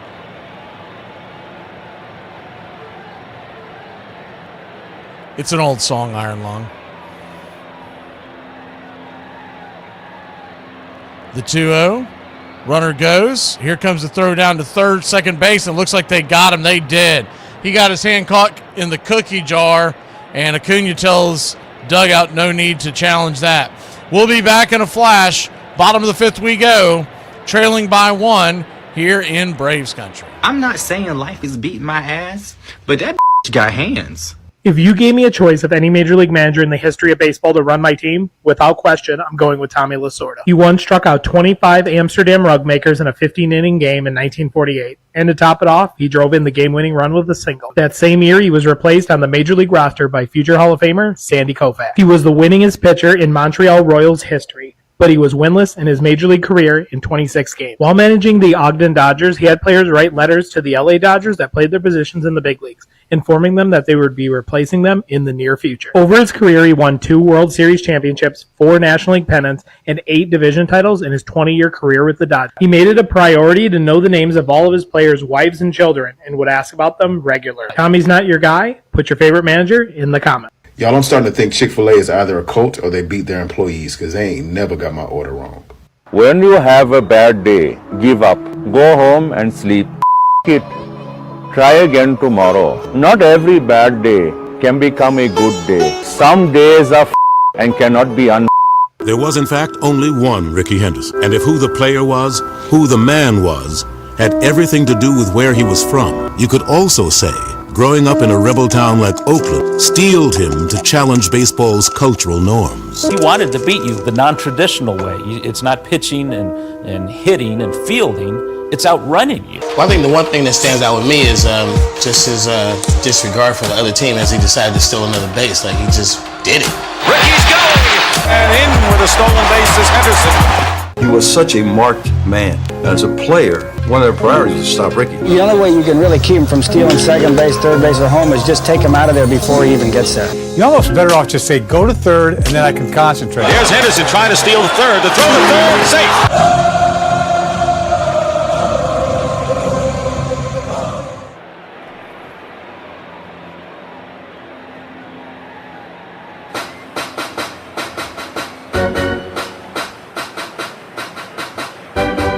Yeah, Iron Lung, the actual song is, I beg your pardon, I never promised you a rose garden. But every time I saw her name, that's the song I thought of. Righty-lefty matchup, first pitch to Ellie De La Cruz, misses for a ball. It's 1-0. The 1-0 swing, roasts it into the gap. That ball gets down up against the wall. Harris comes flying in, throws it into second base. There must be something wrong with Ellie De La Cruz. Because for him to only get to first base on a ball that hit the wall, he's limping. I finally saw the replay. Yeah, he's limping. I don't know if it's his right or left leg, but there's definitely a bad limp. I would think that, I mean, that's your franchise. You're going to have to get him out of the game. It was during the run.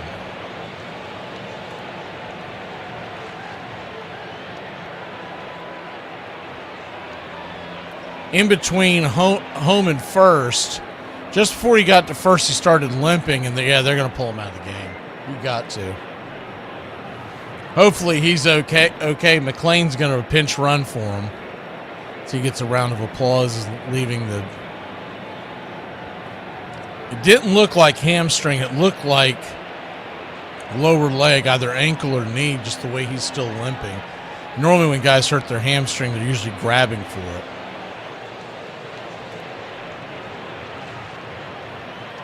And the Reds broadcasters are saying the same thing, that they think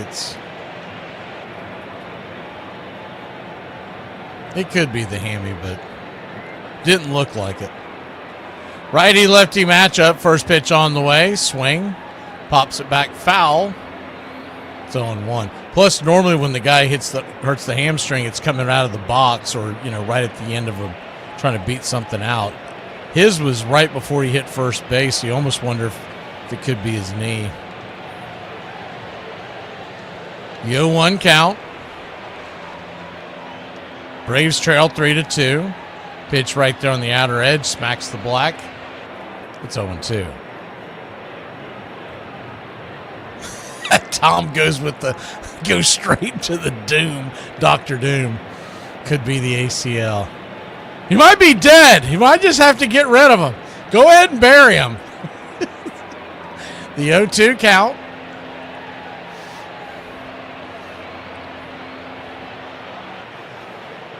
Strider comes set. Fastball. Caught, looking, strike three. He wants to challenge this one. I think Strider's going to get this one, but we'll see what happens here. If it stays, it'll be the 8th strikeout of the day for Spencer Strider.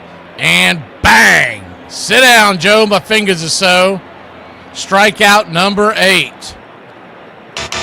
Wrong, wrong, wrong, wrong. Wrong, wrong, wrong, wrong. You're wrong. You're wrong.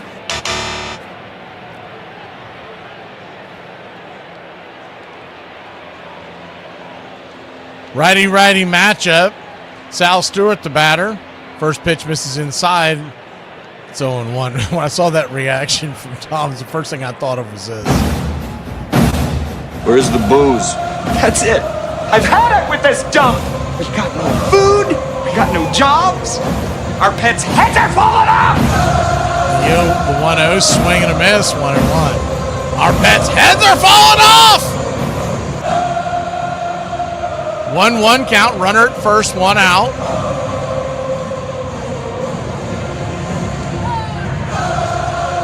Strider sitting at 83 pitches. This is probably his last inning regardless. The 1-1 pitch, swing, lifts it into center field, and that's going to drop down for a base hit. McLean with good speed is going to make it around to third, and there's runners at the corners. 1 away. I've got the Holy Grail going, Ashley, the one I normally do, the coffee, the Arnold Palmer, and today it's the white Monster Energy Zero. I usually do the whites on Sundays.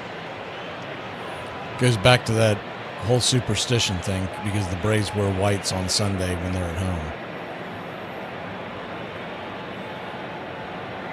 They don't have a gray can to my knowledge, and if they did, it's probably not very good, so I'm out.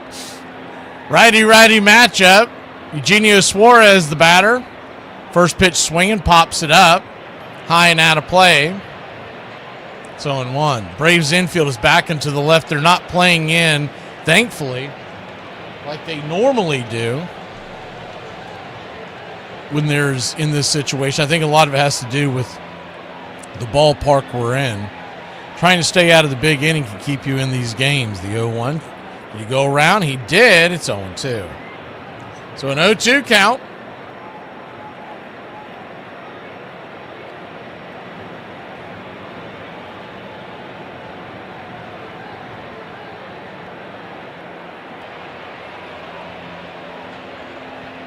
Comes set.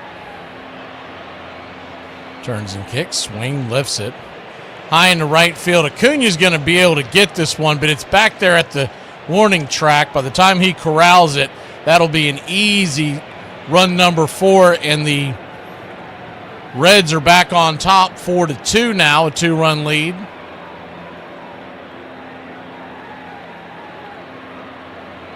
Braves have hit a couple of home runs in this game. The problem is no one's been on base. The Reds have scored in the first, third, fourth, and fifth, all one run apiece. Braves scored in the first and the fifth.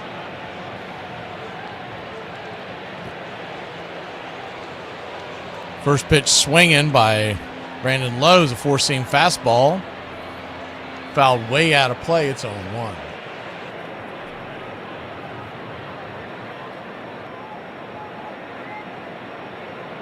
The 0-1.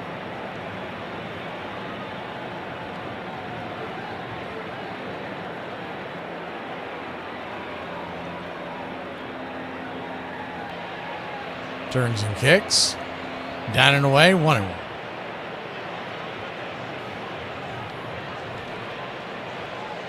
A 1-1 count. Dylan Dodd is warming up in the pen.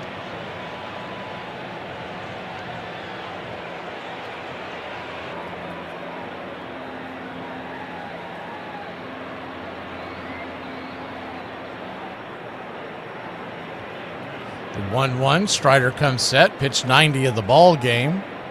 4-2 your score. Swing. Hammered over to first, and a diving stop by Matt Olson. He'll step on the pillow, and that'll end the inning. Not before the Reds put one more on the board. It's 4-2. We'll be back in a flash. MH2 coming to the plate when we return.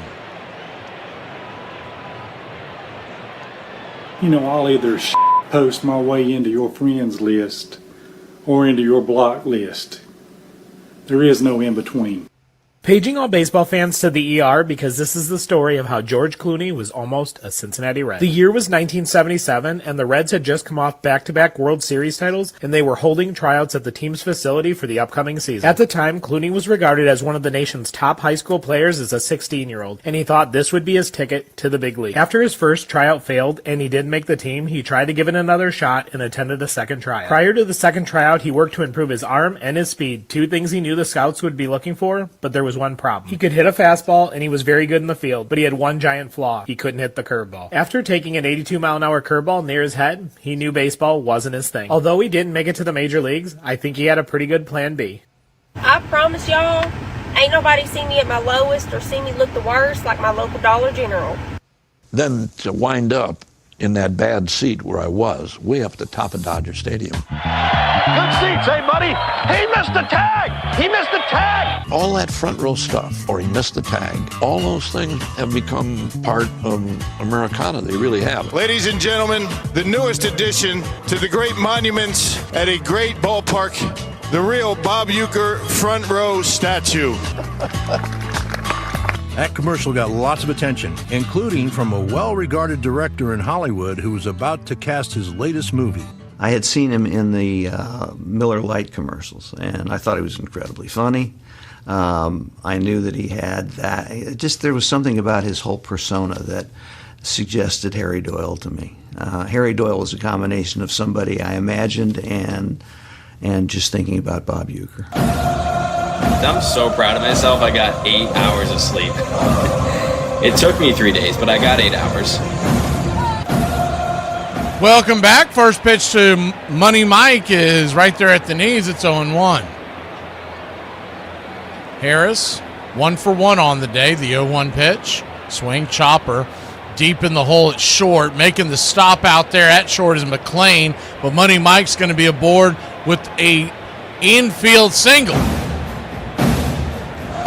What they know about that? He demands that some of y'all put some IOUs on the table. He's doing his part.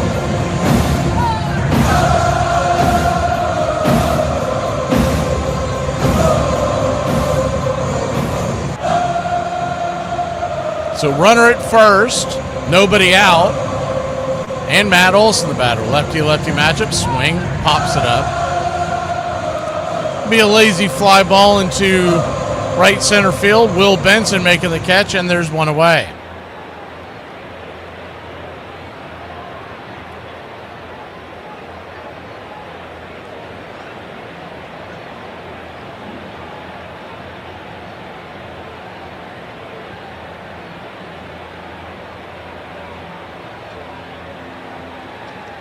One up, one down. One on, one down, I should say. First pitch to Ozzie Albies. His third at bat, he's 0 for 2. It's 0-1. You're thinking to yourself, man, I don't remember Ozzie batting. It's because he's seen 2 pitches before that one. The 0-1. Kicks and fires. Swing. And he'll punch that to the right side of the infield. It goes off the glove of the second baseman, Steer. And Michael Harris will make it around to third. It's runners on first and third. I'm the Wiz. I'm the Wiz and nobody beats me. Runners on the corners and only 1 out. Let's go, Braves country!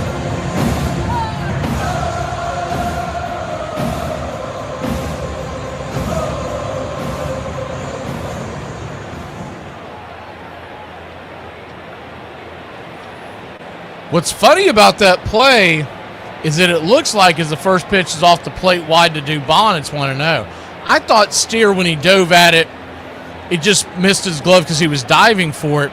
He was starting to snap it during his slide, and that's when the ball bounced off the glove.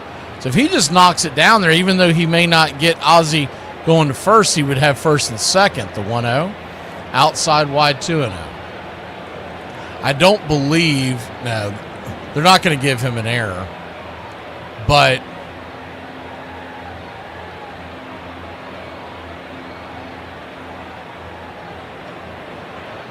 the 2-0 pitch, swing and a miss. Sinker blew it right by him. 2-1. Braves have 2 errors on the day, one by Acuna, one by Tromp. They don't give errors for effort. If they did, Acuna would have 2. The 2-1, swing and a miss, 4-seam fastball, 2-2. He also has a home run. He's been caught stealing, so Acuna's out there spotting dimes and eating onions. You don't know what you're going to get from him. The 2-2. Pitch on the way. In the dirt, almost gets him in the foot. Ball rolls away. It's a full count. Dubon's got to do a better job of getting his foot hit by that when it bounces in the dirt, man. You need to kick your foot around, see if you can get some kind of... Heck, if he walks out and actually knocks the ball away, Harris is going to come home to score. The payoff pitch. Swing. Fouls the sinker away, and we'll do it again. You'd like to at least get Harris home from first. Or from third, excuse me. Speed on the base paths.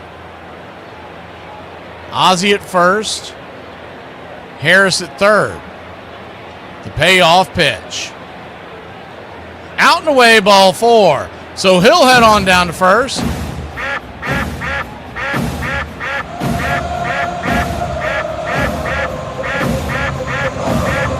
Ducks all over the pond. Bases loaded, 1 out.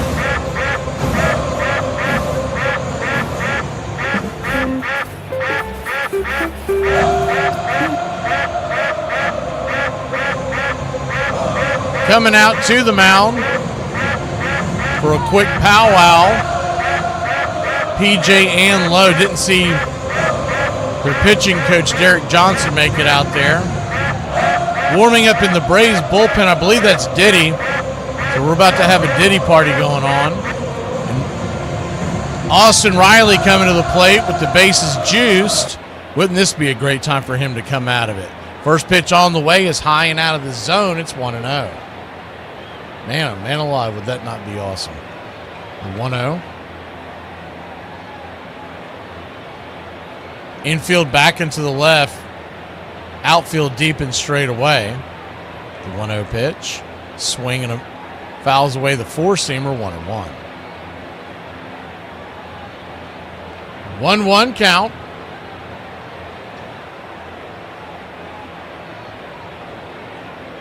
Braves trail 4-2. The 1-1. Swing, pops it back foul, and it's 1-2.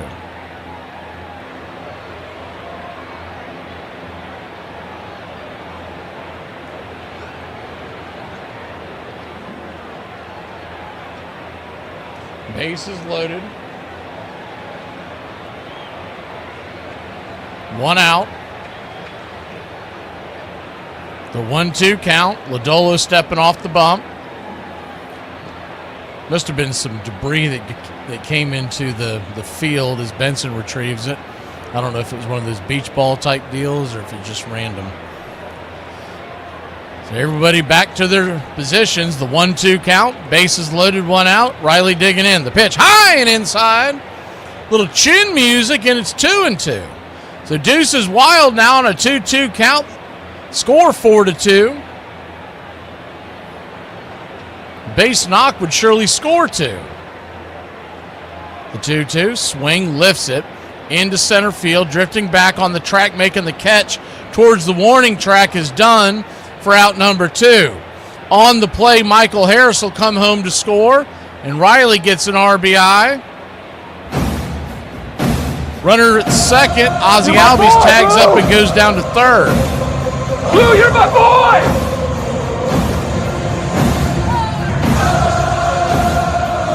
4-3 your score. And Jorge Mateo coming to the plate.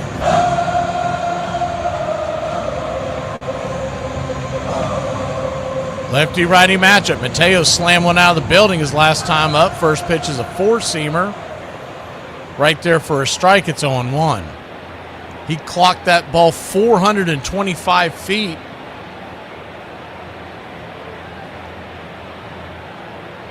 His last time up, the 0-1. Outside wide, 1-1. On deck is Kim. In the hole is Tromp.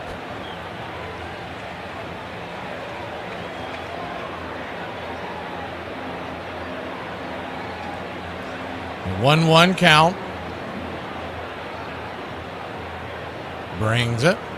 Swing. Laces it towards left field, going back. Near the warning track, making the catch for out number 3 is J.J. Bleday. Braves put 1 on the board. They trail by 1. We go to the bottom of the 6th. Cincinnati grabs the sticks when we return. Jamie. Yeah. How cold is it out there? Well, I'm wearing 2 pairs of panties so my lips don't get chapped. You tell me. Hey, I just want y'all to know I ain't forgot about how y'all was acting up over that Popeye's chicken sandwich about 6 years ago. I will never forget when my 4th grade teacher asked our class what we wanted to be when we got older. The person sitting right next to me was like, I want to be an engineer because I like to build things. And the teacher was like, that's great. And then this other student said he wants to be a doctor because he wants to help people. The teacher was like, that's amazing. And the teacher looked at me and she said, Artie, what do you want to be when you get older? I said, I want to be a billionaire so I can go to the most expensive clubs. I can get the baddest hoes, and then I'm going to give that hoe a Ferrari, get a $1 million apartment in Paris. I'm going to get her a private jet so she can fly everywhere. That is the most horrific thing I've ever heard in my life. What's wrong with you? Then she asked this girl sitting next to me, her name was Tanya, what do you want to be when you get older? And she thought about it for a sec. To be honest, I want to be one of Artie's hoes. Imagine not being able to pressure wash the driveway next Sunday because your favorite football team's playing in the playoffs. That's the driveway's dirty. In the locker room, you can almost see the look of relief on his face as he's talking to reporters. Congratulations on being named MVP. Thanks, that's just so wonderful. I can't believe it. The burden has finally been lifted of following a legend in Ted Simmons. The St. Louis Cardinals are the world champions, and a couple of men you have to be especially happy for. Whitey Herzog, the manager. I had lost in 3 playoffs in Kansas City, and so those things were all on my mind. When we finally took that monkey off my back by winning the World Series, it was like I finally had peace of mind. Well, I just don't know what to say. It's just hit me kind of quick here, and we're very happy about it. And just that we could bring a World Championship to St. Louis, it's a credit to the whole ball club.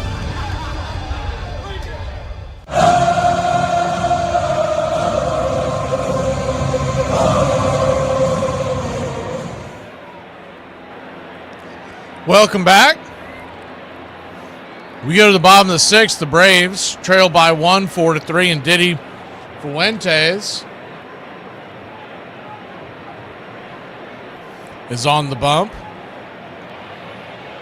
Diddy with a 2.49 ERA and 21 2/3 innings. First pitch on the way is a 96-mile-an-hour 4-seamer. Misses high and out of the zone. It's 1-0. 1-0. Fouls it back, 1-1. Got the Diddy Party emoji in there for y'all. For you Country Club members, Spencer Steer, 1 for 2 on the day. The 1-1, way outside wide. 2-1. Second pitch of this at bat has been nowhere near the plate.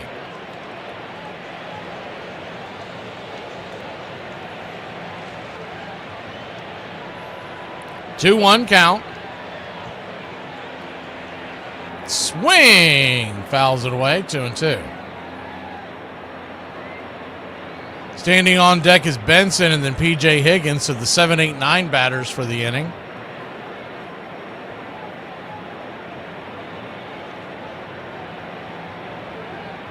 The 2-2 outside wide.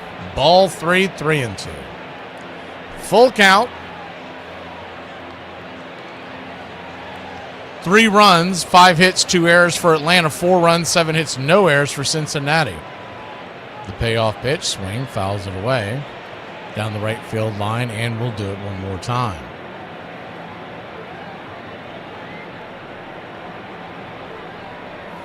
Phillies play later today. They did come back and beat the Dodgers last night, so the lead is still 9.5 games in the division. The payoff pitch, swing, fouls it back. We'll do it again.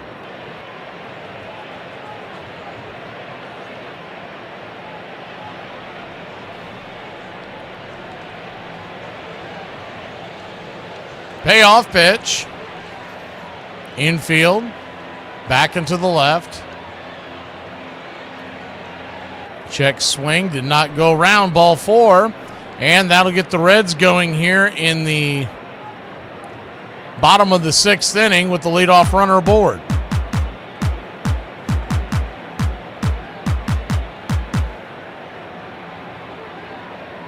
Will Benson, the batter, righty-lefty matchup. Benson's a little different because he can hit a fastball, so I understand the shift. But when Steer's on at the plate and Diddy's throwing high 90s, what is the point of having the shift on? First pitch is right there, P at the knees. It's 0-1. It's one of the problems that I've always had with the analytic department is that it's just across the board. They don't take into consideration who's on the mound. They take into consideration who's at the plate. The slider misses outside wide. 1-1. 1-1 count. Nobody out, 1 on. You'd love a double play here. The 1-1 swing. Chops it off his instep. Drops the bat and kind of limps away.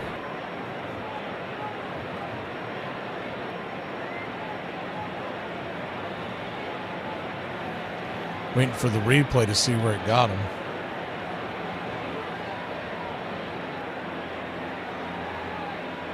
Trainer's taking a look at him. Right on the quad, above the knee. Didn't look like it hit him dead on. It looked like it just kind of skipped off his leg, but you never know.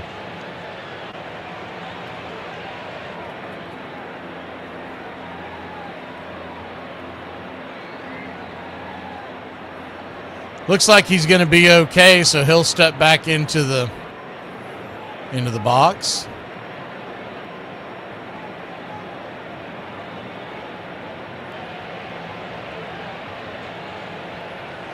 Braves trail 4-3, a 1-2 count on Benson. Runner at first, nobody out.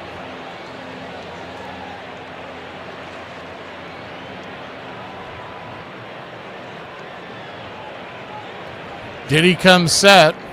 The 1-2 pitch. Down and in, and it's 2-2.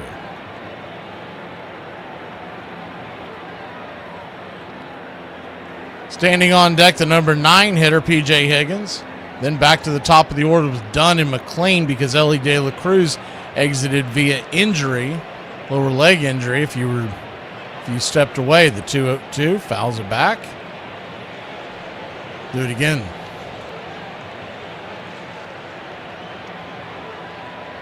Two count. Spencer Strider's day is through, and he would be in line for the loss if this score stays the same as the 2-2. Caught looking, strike 3. Benson wants to challenge this. It looked like it was off the plate. And yeah, it's well off the plate. 2.5 inches easily.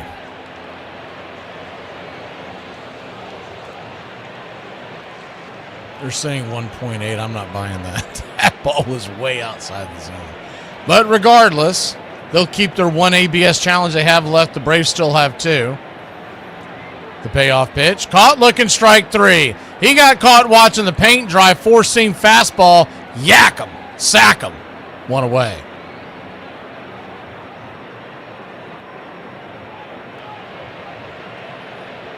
That was a P on the inside corner, 95.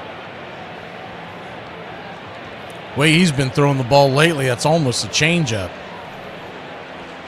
Coming in usually around 98. Righty-righty matchup. Higgins, the batter, first pitch up stairs, 97-mile-an-hour four-seamer, misses high. It's 1-0.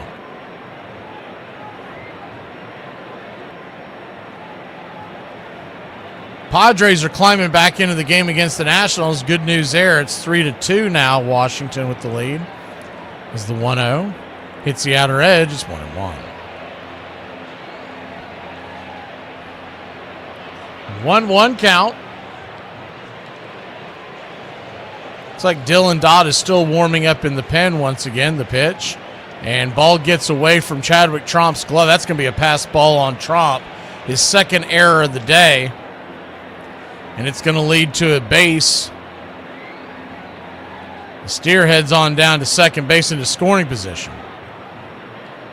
I mean, I just can't anymore with this Chadwick Tromp, man. He just... The one argument you always had is that he called a good game. You can't even make that conversation anymore. The 2-1 pitch, swing, lifts it. High and deep into right field. Acuna going back. Misplays another one. Bounces off the wall. Bounces off of him. And it'll be a run scored. 5-3 Cincinnati. An RBI double. Hard hit ball over the head of Acuna. He's not having a good day either. Whatever Chadwick Tromp and Ronald Acuna Jr. have been eating or drinking, they need to change it up.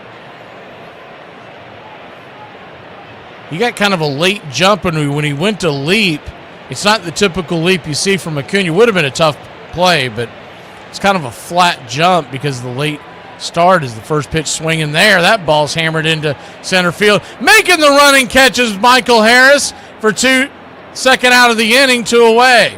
75% of this world is covered by water. The rest by Michael the Hawk Harris. Good play out there by Michael, showing him how to do it. Yeah, JC, been saying that all day long. I don't know if you're just joining.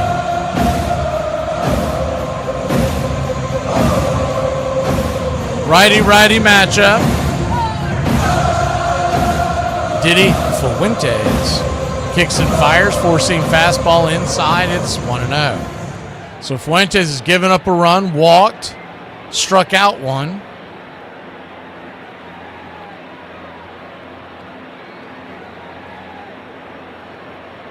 The 1-0.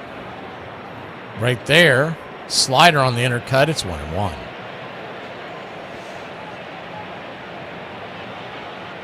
You got J.J. Bleday on deck, and that's probably what Dylan Dodd is warming up for. After that, it's Stewart and Suarez. The 1-1 pitch. Swing and a miss. 1-2.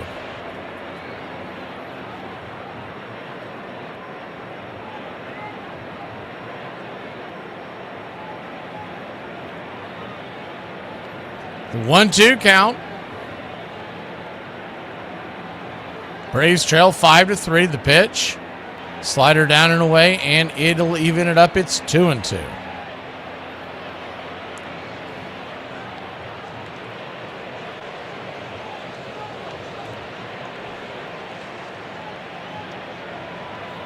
Dodd continues to warm up in the pen.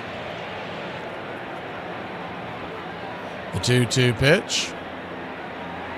Swing, fouls it back. Do it again one more time.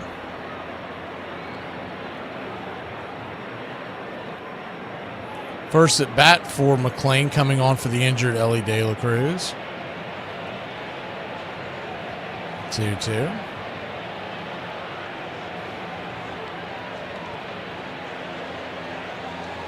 Brings it. Caught looking, strike three, punch him out the slider on the inner track, and that'll end the inning. Not before the Reds put another one on the board. We go to the top of the seventh here in Braves country, trailing by a deuce on a Sunday afternoon. I'd rather have a bottle in front of me than a frontal lobotomy. So nobody's going to speak on how a whole new created football team just popped up for Washington, D.C. over the weekend. Now, I'm not the biggest football fan in the world, but I've never heard of the Washington Commanders. Come on now. They literally pulled that out of their ass. And I feel like this was all set up by Trump because, of course, their colors are red and white, and they play for Washington, D.C. When did Washington, D.C. get a football team? It's for you to know it so that you can communicate it to the people here, to your clients, to whomever. Oh, okay. What?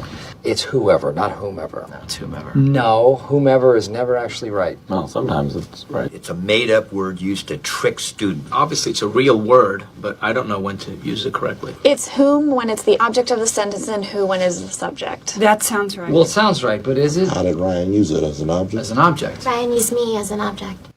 I was doing a game at Comiskey Park, and David came in the booth and told me they wanted to talk to me. That they had this role in this movie. If I hadn't gotten Euchre, it would have been strange. I don't know quite what I would have done. Hello again, everybody. Welcoming all you friends of the feather. Major League is one of those movies that it's not going to win any Academy Awards, but you can watch it 100 times. If I'm flipping channels and I get to Major League, I don't care what's on, I'm going to watch it. That's one of those movies where, you're sitting at home and it's on and you might come into the middle of it, but you remember it and you can't wait for certain scenes to pop up again. And without Euchre, the movie isn't half as good. Post-game show is brought to you by Christ, I can't find it. The hell with it. Bob is so brilliant with extemporaneous thought and humor that I'm sure that a lot of the lines were never written by anyone except by Bob. David gave me that. Whatever you want to say, use it. Every once in a while he'd say something and I go, that's fantastic. It's not in the script, but it's great.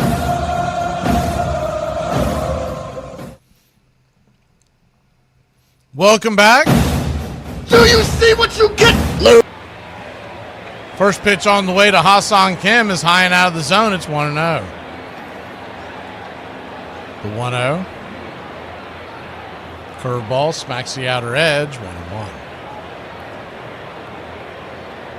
Hitting that wind clip on accident. That's what we like to call foreshadowing. The 1-1 count. Check swing. Did he go around? Did not. Ball 2-1.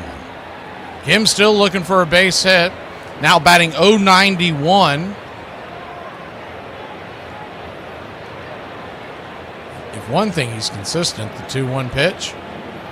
Misses high. Four-seam fastball. They call that a strike? And they wouldn't let Kim challenge it. So a terrible call. 2-2 count. Nick Marley's been horrific back there today. The 2-2. Swing pops it back foul. We'll do it again.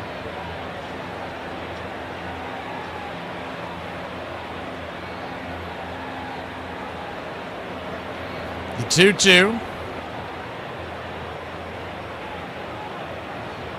A guy's batting .091 and you don't let him challenge a call. Come on, man. That's just being cruel and unusual. The 2-2 swing, lifts it high and deep into left field, but underneath it making the catch is Blade for out number 1. That will take Ha-Seong Kim to .089 on the season. .089. Eli White coming on to pinch hit. Face Lodolo. They've seen enough of Trump kicking the ball around the ballpark. So they're going to give Eli a chance to step in here. Takes a couple of warm-up swings, and he's ready to roll.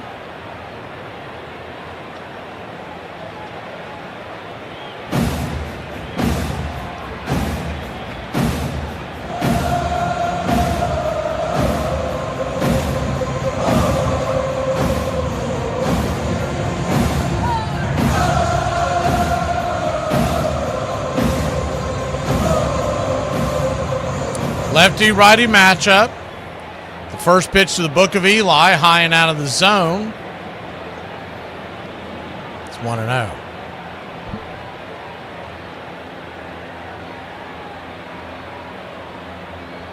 The 1-0. Swing and a miss. Change up, 1-1. Oh, Chris Davis. I hadn't thought about that dude in a long time.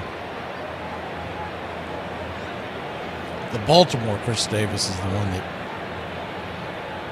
Richard's talking about. There was actually two playing at that time. The outfielder Chris Davis, he's on a MLB Network nowadays. The infield Chris Davis, I think he's panhandling. The 1-1 pitch, swing and a miss, curveball, and it's 1-2.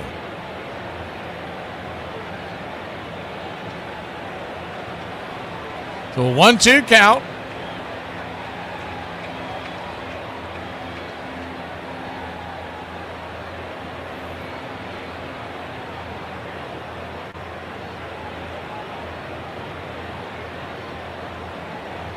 Some kind of a discussion at the plate. I'm not sure what it was about.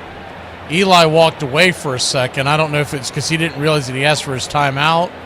Anyways, back to the action. The 1-2 pitch. Lodolo, curveball in the dirt, ball kicks away. Man, that's one you wished Eli would have swung at. If you're following along at home, that ball kicked away. He'd be standing at least at first, if not second base with his speed.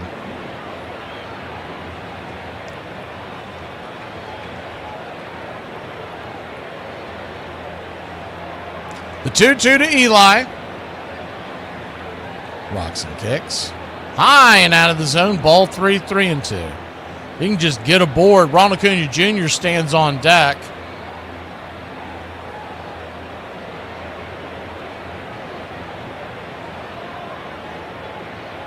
The payoff pitch, swing, lifts it. Right center field. Coming over making the catch is Will Benson, and there's 2 down.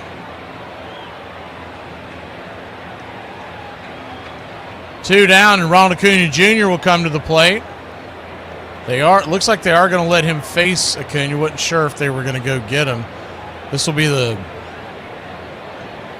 4th time through the order.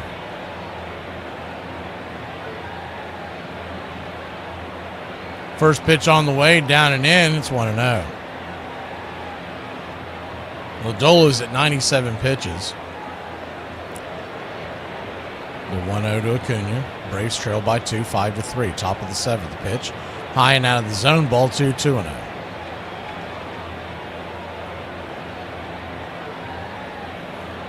Richard, the New York Mets are still paying Bobby Bonilla. The 2-0 count. Down and in, 3-0.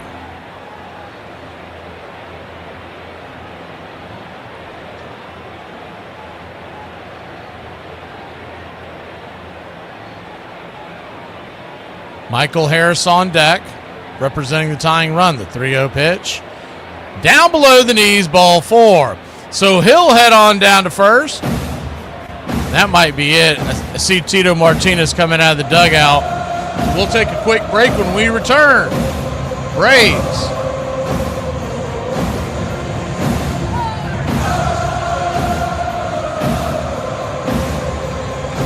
Trail by 2. Harris coming to the plate.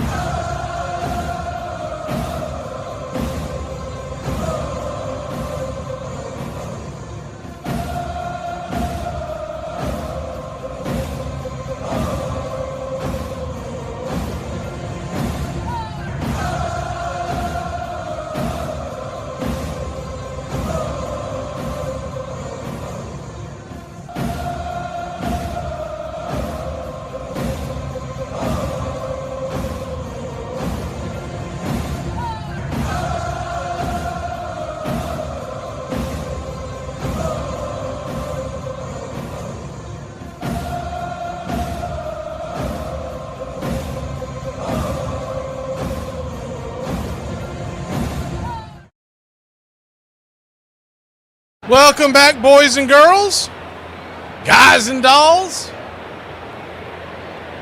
dames and gents. Braves trail 5-3. We're in the top of the 7th. The tying run is standing at the plate for your Atlanta Braves. Michael Harris II, who is 2 for 2 with 2 singles, 1 in infield, and a walk. Lefty matchup. First pitch on the way. Pitch is high and inside. Called for a strike. Probably touched the top of the zone. It's 0-1. Brock Burke coming in with a 3.81 ERA. On the bump, the 0-1. He hit the knees, and it's 0-2. So an 0-2 count.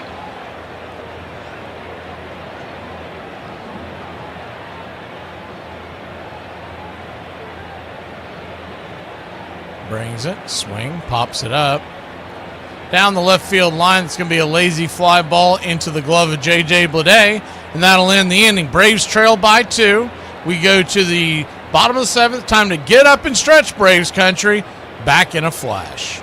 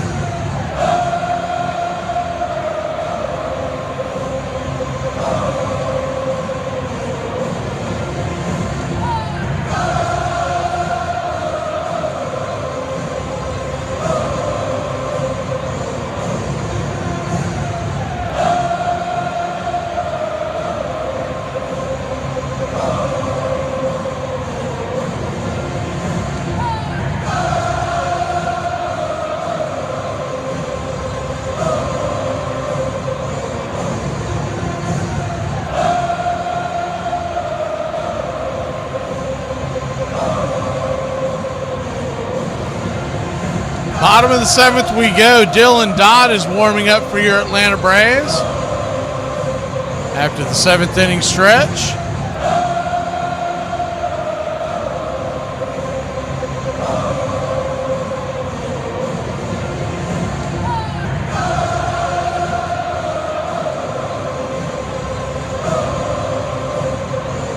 Leading us off will be J.J. Bleday.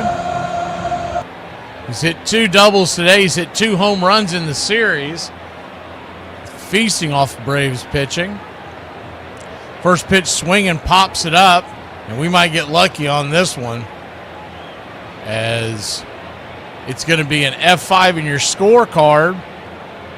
Riley catches it in foul territory, and we'll say goodbye to J.J. Bleday for the time being. Sandy Leon is behind the plate now for your Atlanta Braves.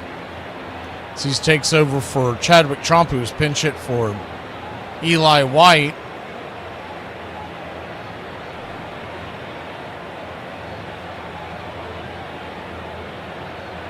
Lefty-righty matchup. First pitch on the way. It's a sinker, high and out of the zone. It's 1-0.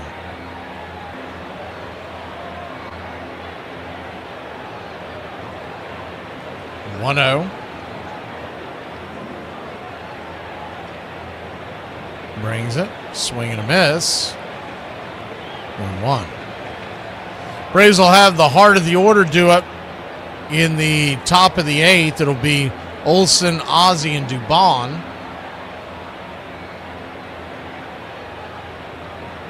As Dylan Dodd tries to keep the score right here. The 1-1 fouls it back 1-2.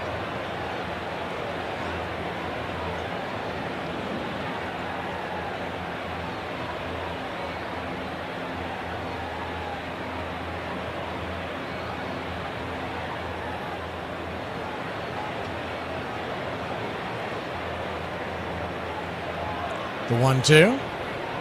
Cutter misses down and away, and that'll even it up at 2-2. The 2-2 count.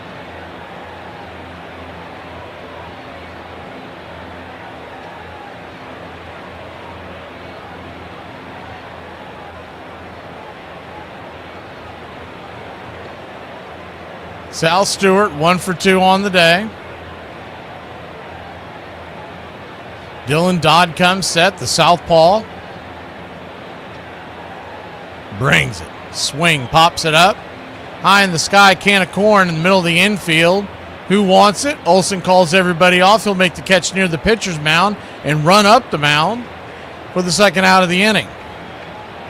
2 down, and that'll bring Eugenio Suarez to the plate.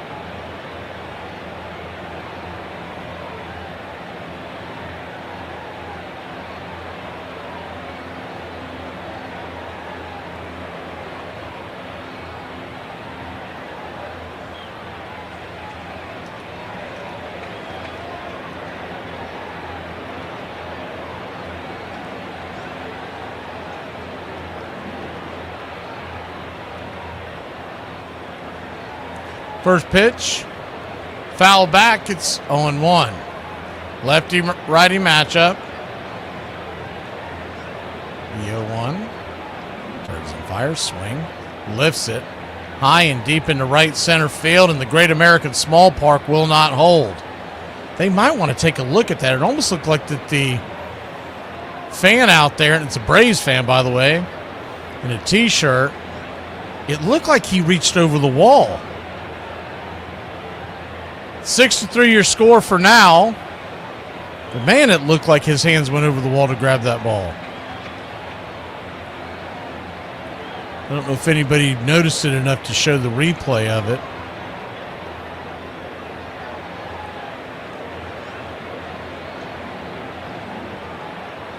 They're showing the replay now. It's not slowed down. Here we go. No, okay. It barely made it over the wall. No harm, no foul. So 1 across and 6-3 your score. Now the Braves trail by 3 here in the 7th inning. Eugenio Suarez. He was the guy with the 4 home run day against the Braves last year in Arizona.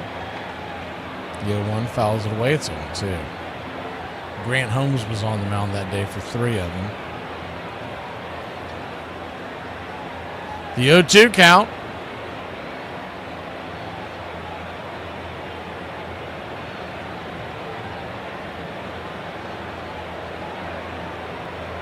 The 0-2.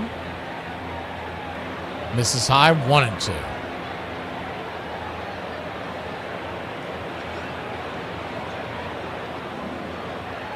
The 1-2.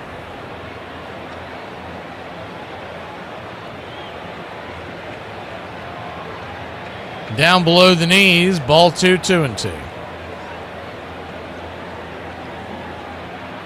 We've already done the out-of-town scoreboard, if that's what that guy's asking about. We don't rattle it off every inning. The 2-2 pitch. High and out of the zone, ball 3, 3-2. So a full count.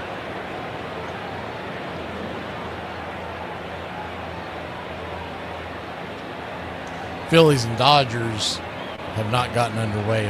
That's probably what y'all are wondering about. The payoff pitch. Swing and a miss, strike 3, and that'll end the inning. But not before the Phillies. Not the Phillies, I got that in my head now. Not before the Reds put one on the board. We'll be back in a flash. 6-3 your score. 8th inning we go. Heart of the order. 106 miles from Chicago. We've got a full tank of gas, half a pack of cigarettes. It's dark, and we're wearing sunglasses. Hit it. I have come here to chew bubble gum and kick ass. And I'm all out of bubble gum. It's happy hour. When wins become losses and losses become wins. You guys going to happy hour? I'll come for a couple. Just a couple, though. Not like last time. I need a drink. When buying a beer, buying only one beer can cause a misalignment in your spine due to the uneven weight distribution. This can cause unnecessary back pain and potential spine issues. To prevent this, carry 2 beers, ensuring your body is balanced and proper health maintained. Afternoon, everybody. Put my pants on, one leg at a time. Does Barry Manilow know that you raid his wardrobe? Guess what? I got a fever, and the only prescription. Ladies and gentlemen, we interrupt our program of dance music to bring you a special bulletin from the Intercontinental Radio News. You're in Braves country. They're making it laws where you can't drink when you want to. This stinks! Pretty soon we're going to become this country. This is total BS! Oh, yeah. I mean, the Lord. You gotta understand it. We're on a mission from God. I'm on the radio every day!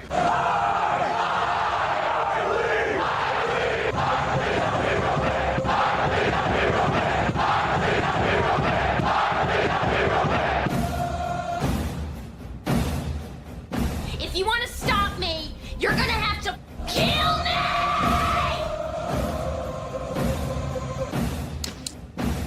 And you, music lover, you're next. You're so drunk you can't hit nothing. In fact, you're probably seeing double. I have 2 guns, one for each of you.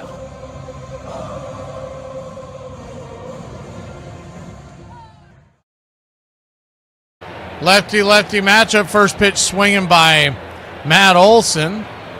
Starts us off at 0-1 to start the top of the 8th inning. The 0-1 pitch. 4-seam fastball right down the track.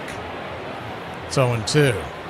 Burke back out there for another inning of work, or at least to get him through Matt Olson. Standing on deck is Ozzie and then Dubon. And Tony Santillan is warming up in the pen. He's probably going to come on to face Ozzie.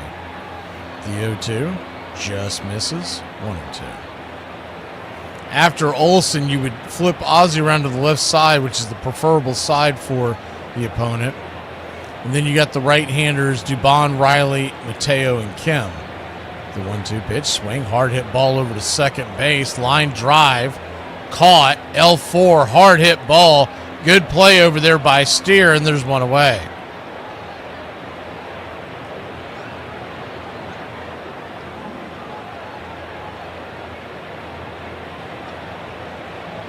That ball was smoked.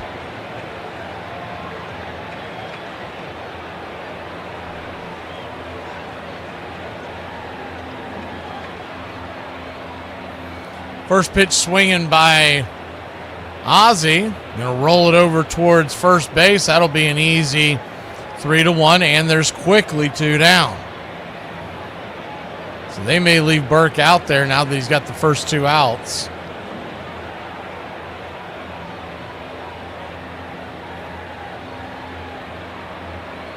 Braves will have the day off tomorrow, and then we'll come back at you on Tuesday. 6:45 first. Come on the air, 7:15 first pitch. The Braves return home to face the Blue Jays. Dubon knocks the ball back foul. It's 0-1. 3-game set against Toronto. The 0-1. Swing and a miss. It's 0-2.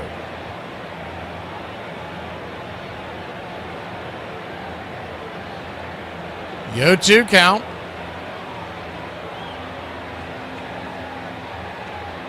Misses high, 4-seamer 1-2. Then the Pittsburgh Pirates come a-calling. All 6 of those games are at home in Atlanta. We get, in the month of June, we have every Monday off except for one. That's is the 4-seam fastball, lift down the line, foul. So Mondays are off days except for Monday, June 22nd, which is a 10 o'clock start. The Braves go to their final road trip to the West Coast that week. The 1-2, high and outside. 4-seam fastball, 2-2. So we're at home with Toronto and Pittsburgh next week. Then we go on the road after the day off on Monday the 8th and go to the White Sox and the Mets. The 2-2. Misses out of the zone, and it is 3-2. A full count.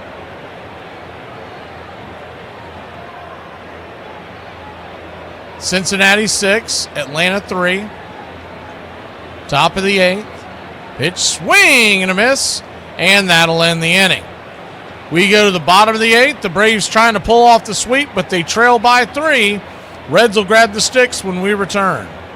Where is your Tupperware? I left the Tupperware at work. Did you even eat your lunch? I did eat my lunch. I said I forgot my Tupperware at lunch. No, you threw it in the garbage. Why would I throw it in the garbage? I ate my lunch. I forgot to bring my Tupperware. So bring it home tomorrow. I forgot to eat my lunch. What? And I ate Wendy's, but I ate Wendy's. I ate lunch.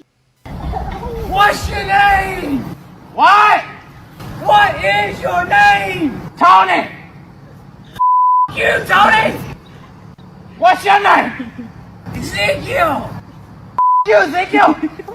Excuse my Wisconsin mouth, but why the heck are you not drinking, for cripe's sake? I'm on medication, so I can't drink, okay? And I'm not going to say what it's for. I'll just say the pharmacist whispers it to me. So you hadn't been drinking all week? What have you been doing? Just mostly going to bed early. It's not that bad. There's plenty of sober stuff we can do together. Ugh, if we can't drink, we might as well lock ourselves in a room with no windows. I could kiss you! My heart says yes, but my Lord says no.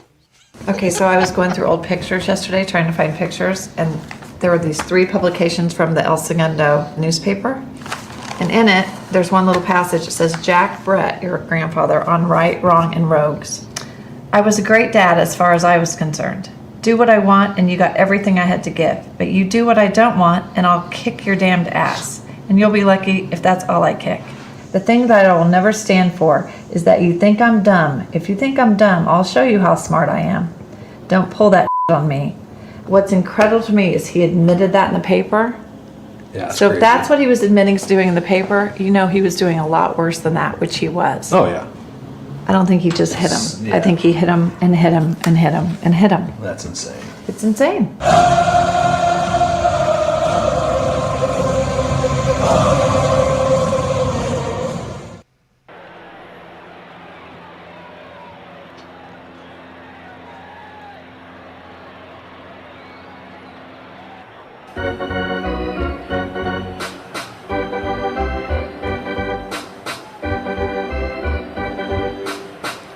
Righty-righty matchup. Ronaldo Lopez comes on, fires a 4-seam fastball, 94 miles an hour right down the track. It's 0-1.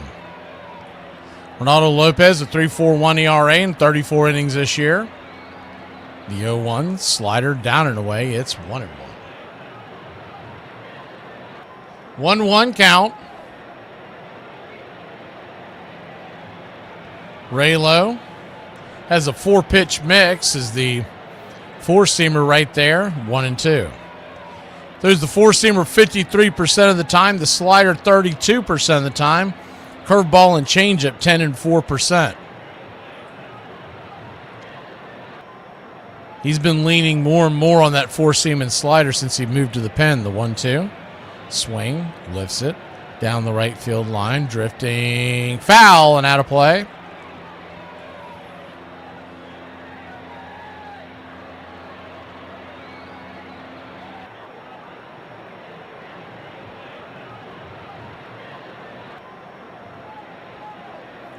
We'll have the Reds right where we want them when you hit the ninth inning. Is the 1-2 pitch, swing, lifts it high and deep into right field, going back at the track, and Acuna short arms it. That's going to be a leadoff double for the Reds. So another bad defensive play out there by Ronald Acuna Jr.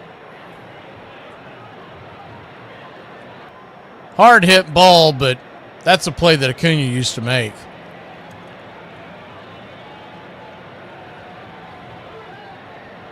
He got near the wall and he kind of alligator armed it.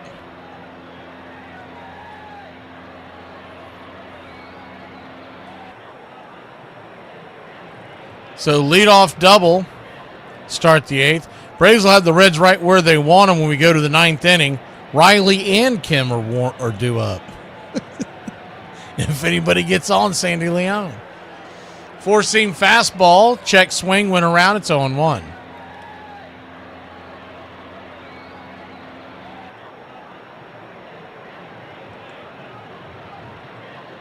The 0-1.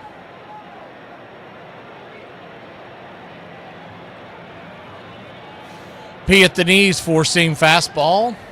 0-2. Will Benson. He's strictly platoon nowadays, but you still got to be weary of his stick. I mean, he can hit the fastball with the best of them from the left side of the plate versus right-handers. The 0-2 pitch. Check swing. Did he go around? Looks like he did. He did, strike three. Ball gets away, but Sandy Leon pounces on it, flips it to first, and there's one down.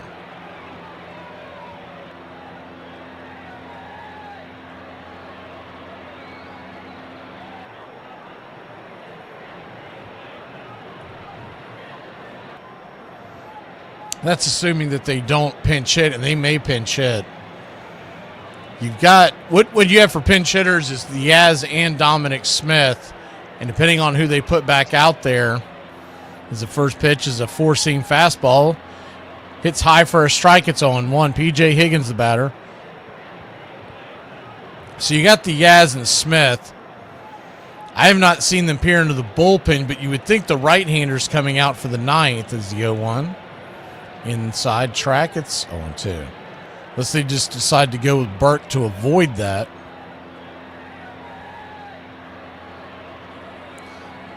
You like to keep it right here at just the 3-run lead, though. The bigger that lead gets going into the ninth inning,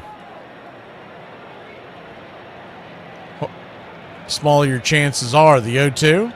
Swing and a miss, strike three. Four-seam fastball. Cooked him on the inside track. And there's two away. Braves will have tomorrow off and fly back home tonight.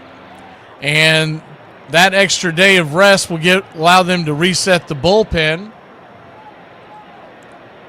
And right now, it's being projected as Elder, Sale, and Grant Holmes in that series. First pitch, slider down and away. It's 1-0. Braves Country today will come on to start the broadcast on Tuesday. The 1-0 pitch, swing, lifts it, pops it up. That should end the inning. Olsen over there to grab it, and he will. And we'll be back in a flash. Top of the ninth we go. Braves trail by 3. Riley leads us off when we return.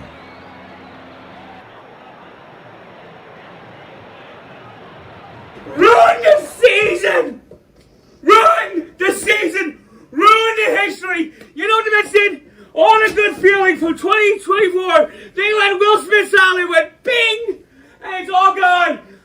This is worse than Wuhan.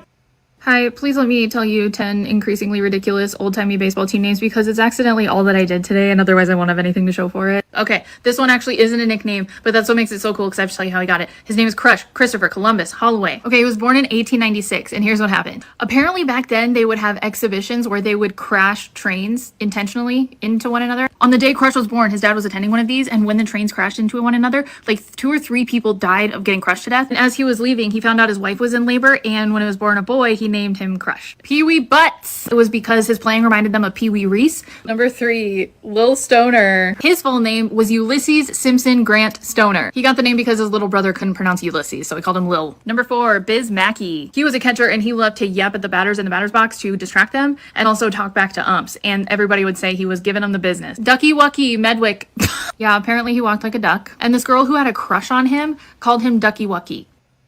One of the few bright spots in the years that followed was right fielder Earl Webb, who hit a record 67 doubles in 1931, a mark that is yet to be matched. But Webb's sensational season was just a temporary distraction from the hard times fans were enduring at Fenway Park. In left field, there used to be wooden bleachers down past third base. In 1926, there was a fire. They thought they had put it out. Unfortunately, there was still smoldering, and then later that day, it burned down completely. Once they cleared away a lot of the debris, that area was an open area in play until Tom Yawkey bought the ball club in 1933. What's up, Braves country? Looking forward to a great Atlanta Braves season. See y'all at the ballpark. Love y'all.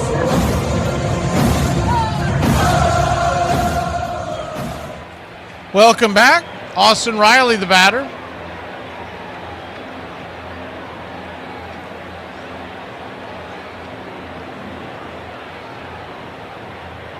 Braves trail 6-3, top of the 9th.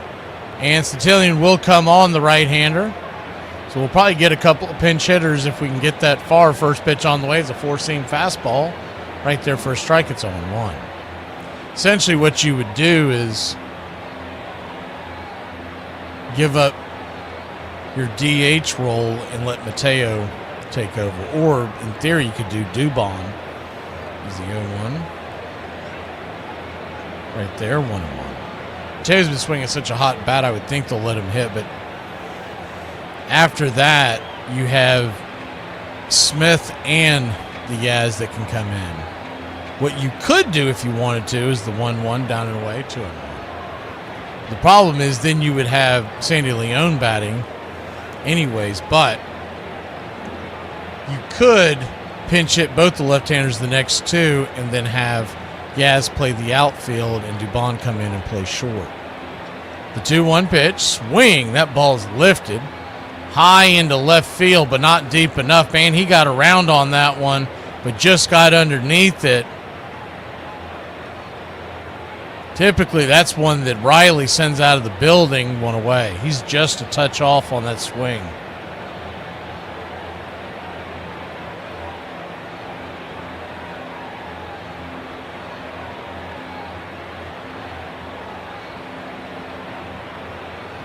Nationals still lead the Padres 4-3 as they head to the 9th there.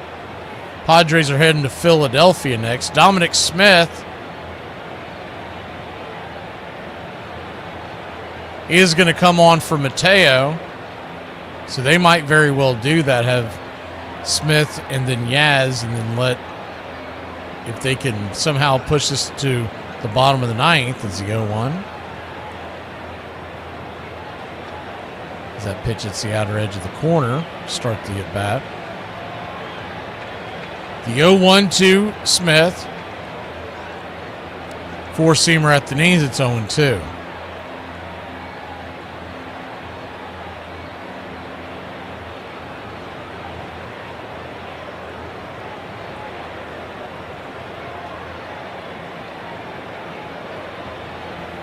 Braves trail 6-3. They've already won the series. If this score holds, they'll be 20 games above 500 with a 40-20 record.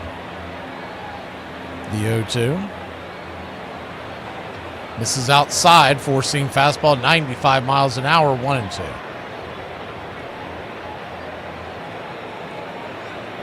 A 1-2 count.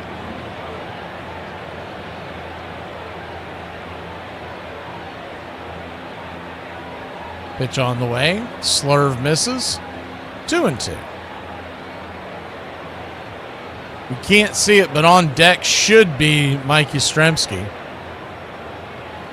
Leon in the hole. The 2-2 pitch. Outside wide, ball 3, 3-2. So a full count to Dominic Smith. If he can walk his way aboard or get a base hit, it would bring the tying run on deck. The payoff pitch. Outside wide, ball 4. So he'll head on down to first. And that'll bring the Yaz to the plate. He is coming up.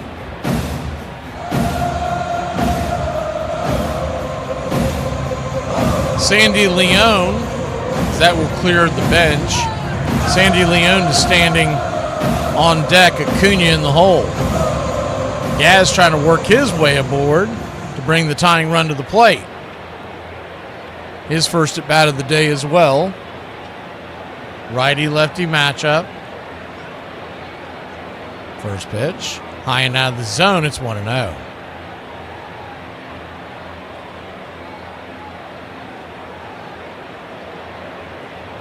Tuesday night, 6:45, we'll be back to bring you Braves, Jays, Blue Jays.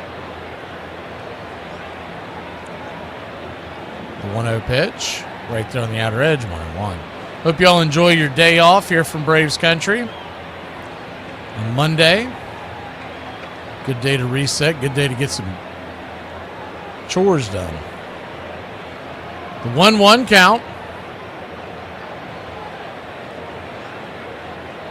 Misses away, and it is ball 2, 2-1.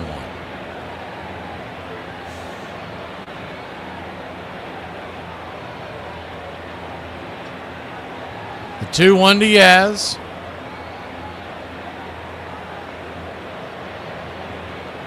Kicks and fires. Fouls it back out of play. 2-2. On deck is Leon. Sam Moll, the left-hander, is warming up, and they're doing that in case it gets to Harrison Olsen. Trying to get him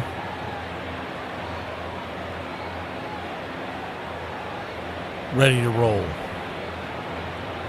The 2-2. Swing. Slaps it to left field. That's down for a base hit. Dominic Smith will stay at second. Yes, put everything on it. Don't hold back anything. Yabba, yabba, go. Yahoo! Someone with a little better speed, we're probably at first and third. Not that it really matters. Getting the guys aboard is the name of the game. That's going to bring Sandy Leone to the plate. Sounds goofy, but you almost want to have Leone bunt to keep us out of any kind of a double play. But Leone, if he can somehow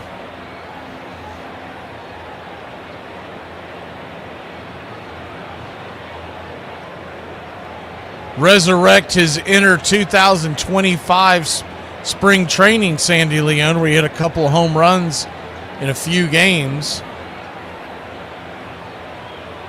He's batting .083 on the year.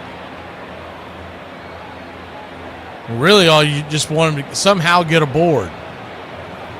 Whether it's a walk, an error, what have you. And stay out of that double play. Righty-lefty matchup. To the quick mound visit. First pitch on the way. Swing. Pops it up. That's almost as good as a bunt. It'll be a fly out to left field and it'll keep us out of the double play. And there's 2 down. So that'll bring Acuna to the plate, and it's what you've been wanting. Top of the order with the tying run at the plate. We'll see what we can do.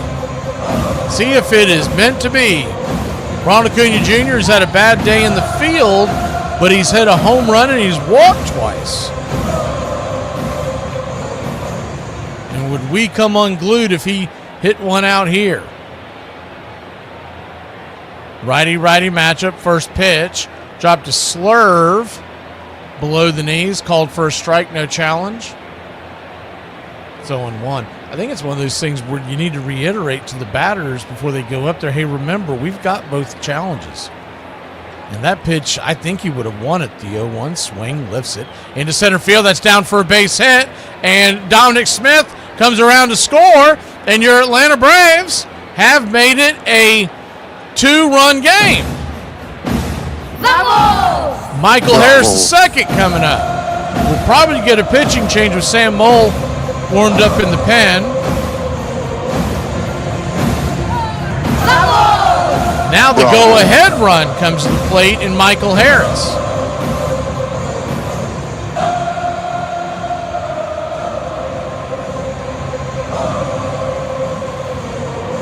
And that'll be it. We'll be back in a flash. Game on the line here in Braves country.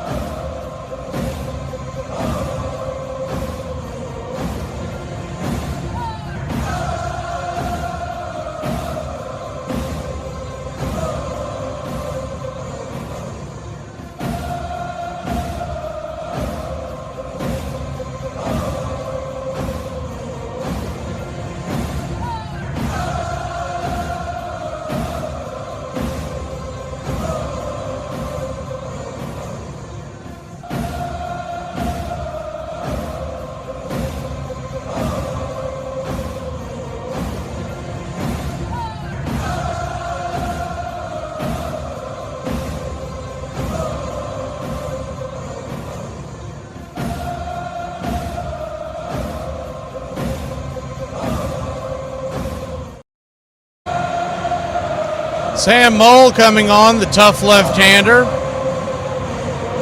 Harris coming to the plate. The tying run is now at first.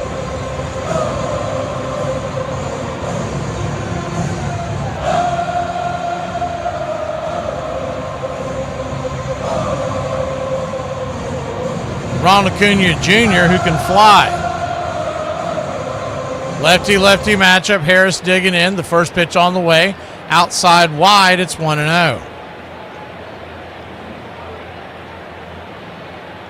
Matt Olson stands on deck. If Harris can get aboard, the tying run will be in scoring position. 1-0. Drops a sweeper there for a strike. Looks like Harris is going to challenge us. You might as well. You got two. It's a very close pitch. Looked like a strike off the jump. Yeah, it is a strike.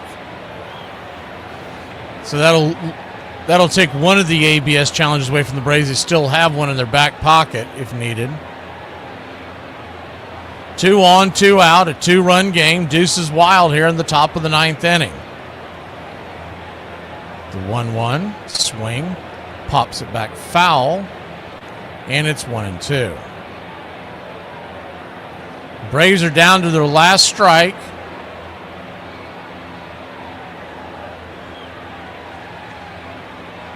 Reds fans are on their feet, trying to will their team away from a sweep. Oh man, some dummy wore the Black City Connects out there in that sun today for the Reds. One of the Reds fans. Ugh, terrible decision. The 1-2. In the dirt, and it's 2-2. So deuces are fully wild here in the 9th. 2 on, 2 out, a 2-2 count. Braves trail by 2. One swing could give us the lead. Put it into the gap, and it should tie the game. Runners going on contact. The 2-2 from Sam Mole. Swing, chops it down the first baseline, foul. into the dugout, and we'll do it again.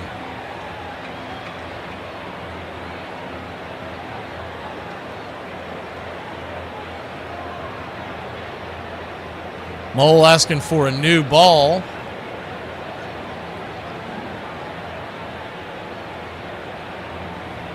The 2-2. Infield back into the right. The 2-2 pitch. Just misses. Now Cincinnati wants to challenge that. That did not look like that was anywhere near the zone. So that should end Cincinnati's challenges. Or it's going to end the game. Yeah, that pitch is well off the plate.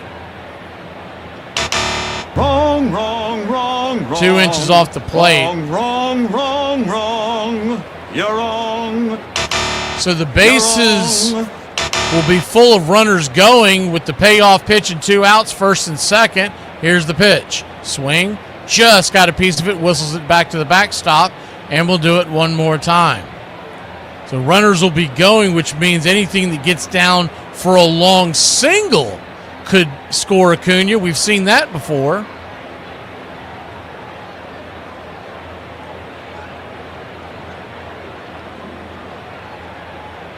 The payoff pitch.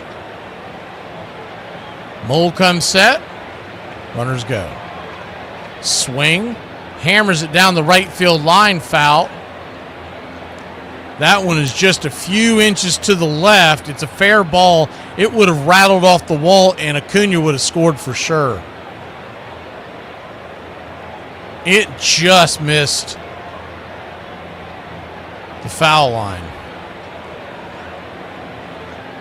Man, was that close.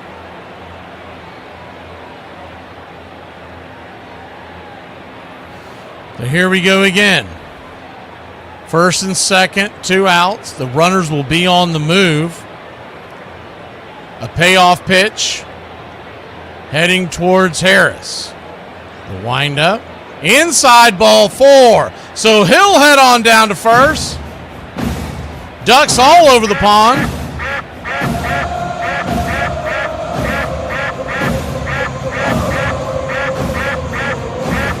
Big Matt Olson is a single away from tying this baby.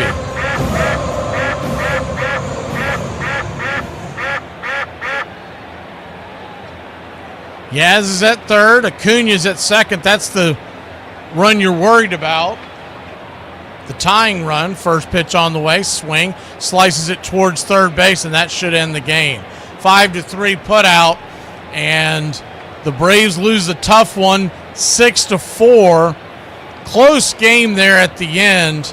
They had him on the shift, and he hit it right into the teeth of the shift. A normal setup there, and we would have ended up with the Braves. This sucks, and it's horse in a tie game. To say anything, because I'm a class act. There isn't anything to do. We're done. We're licked. What do they do to us? Right now, we're caught as we're wanted. If it's amusement you're after, I guess the game's up. Man, it's all over with.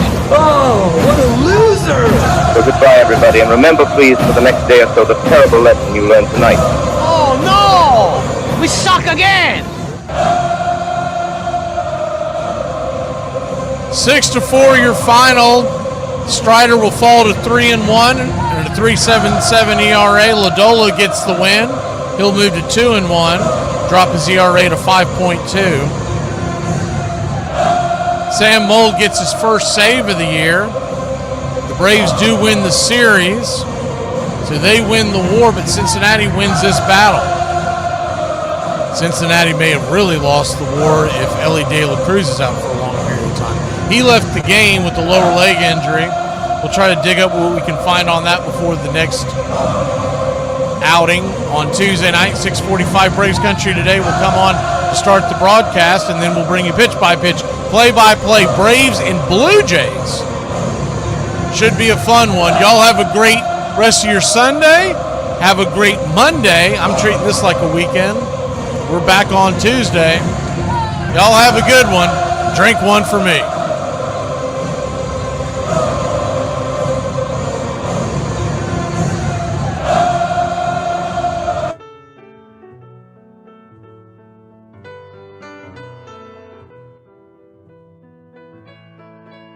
Casey at the Bat by Ernest Lawrence Thayer.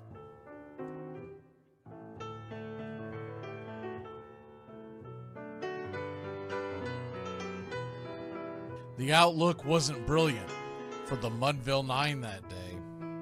The score stood 4-2, but with 1 inning more to play.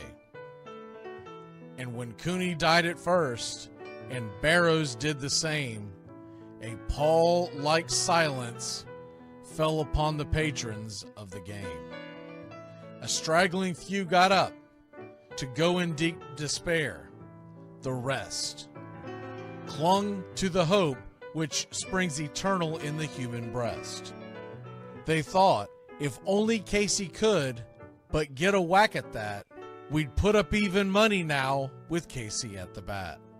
But Flynn preceded Casey, as did Jimmy Blake, and the former was a hoodoo, while the latter was a cake. So upon that stricken multitude grim, melancholy sat, for there seemed but little chance of Casey getting to the bat. But Flynn let drive a single, to the wonderment of all, and Blake, the much despised, tore the cover off the ball. And when the dust had lifted, and men saw what had occurred, there was Jimmy safe at second, and Flynn a hugging third. Then from 5,000 throats and more rose a lusty yell. It rumbled through the valley, it rattled in the dell. It pounded on the mountain and recoiled upon the flat, for Casey, mighty Casey, was advancing to the bat. There was ease in Casey's manner as he stepped into his place. There was pride in Casey's bearing, and a smile lit Casey's face. And when responding to the cheers, he lightly doffed his hat. No stranger in the crowd could doubt 'twas Casey at the bat. 10,000 eyes were on him as he rubbed his hands with dirt. 5,000 tongues applauded when he wiped them on his shirt. Then while the writhing pitcher ground the ball into his hip, defiance flashed in Casey's eye, a sneer curled Casey's lip. And now the leather-covered sphere came hurtling through the air, and Casey stood a-watching it in a haughty grandeur there. Closed by the sturdy batsman, the ball unheeded sped. "That ain't my style," said Casey. "Strike one," the umpire said.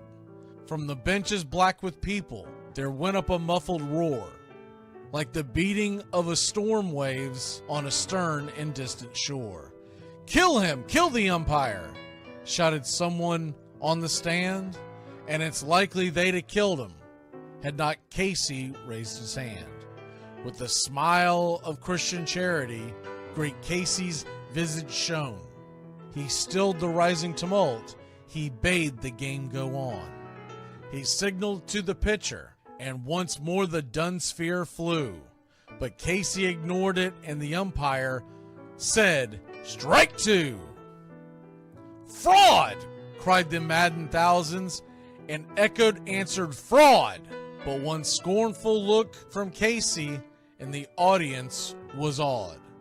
They saw his face grow stern and cold. They saw his muscles strain. And they knew that Casey wouldn't let that ball go by again.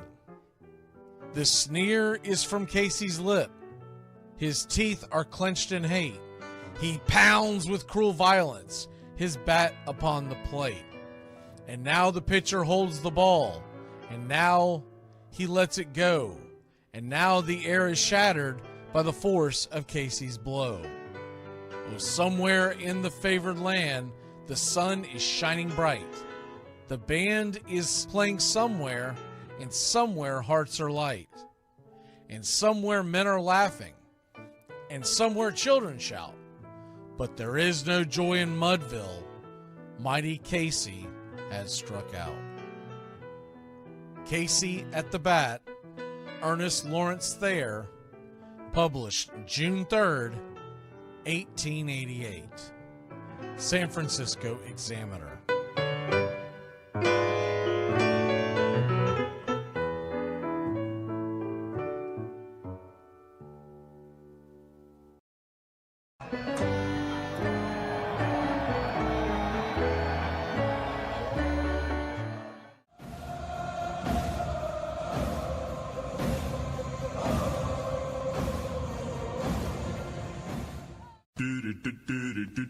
Goodbye, sweetheart. Well, it's time to go. We're back tomorrow with another show. Well, unless we're fired, we'll talk to you then. Goodbye, sweetheart. Goodbye. Goodbye. Guys and gals, it's time to go. We'll see you on the next show. Same bat time, same bat channel. It's closing time, y'all. You don't have to go home, but you can't stay here. Have a great one. On your way out, please like and subscribe. And don't forget to tip your favorite bartender. We'll see you. I'm Mac McGee, signing off for Braves Country Radio.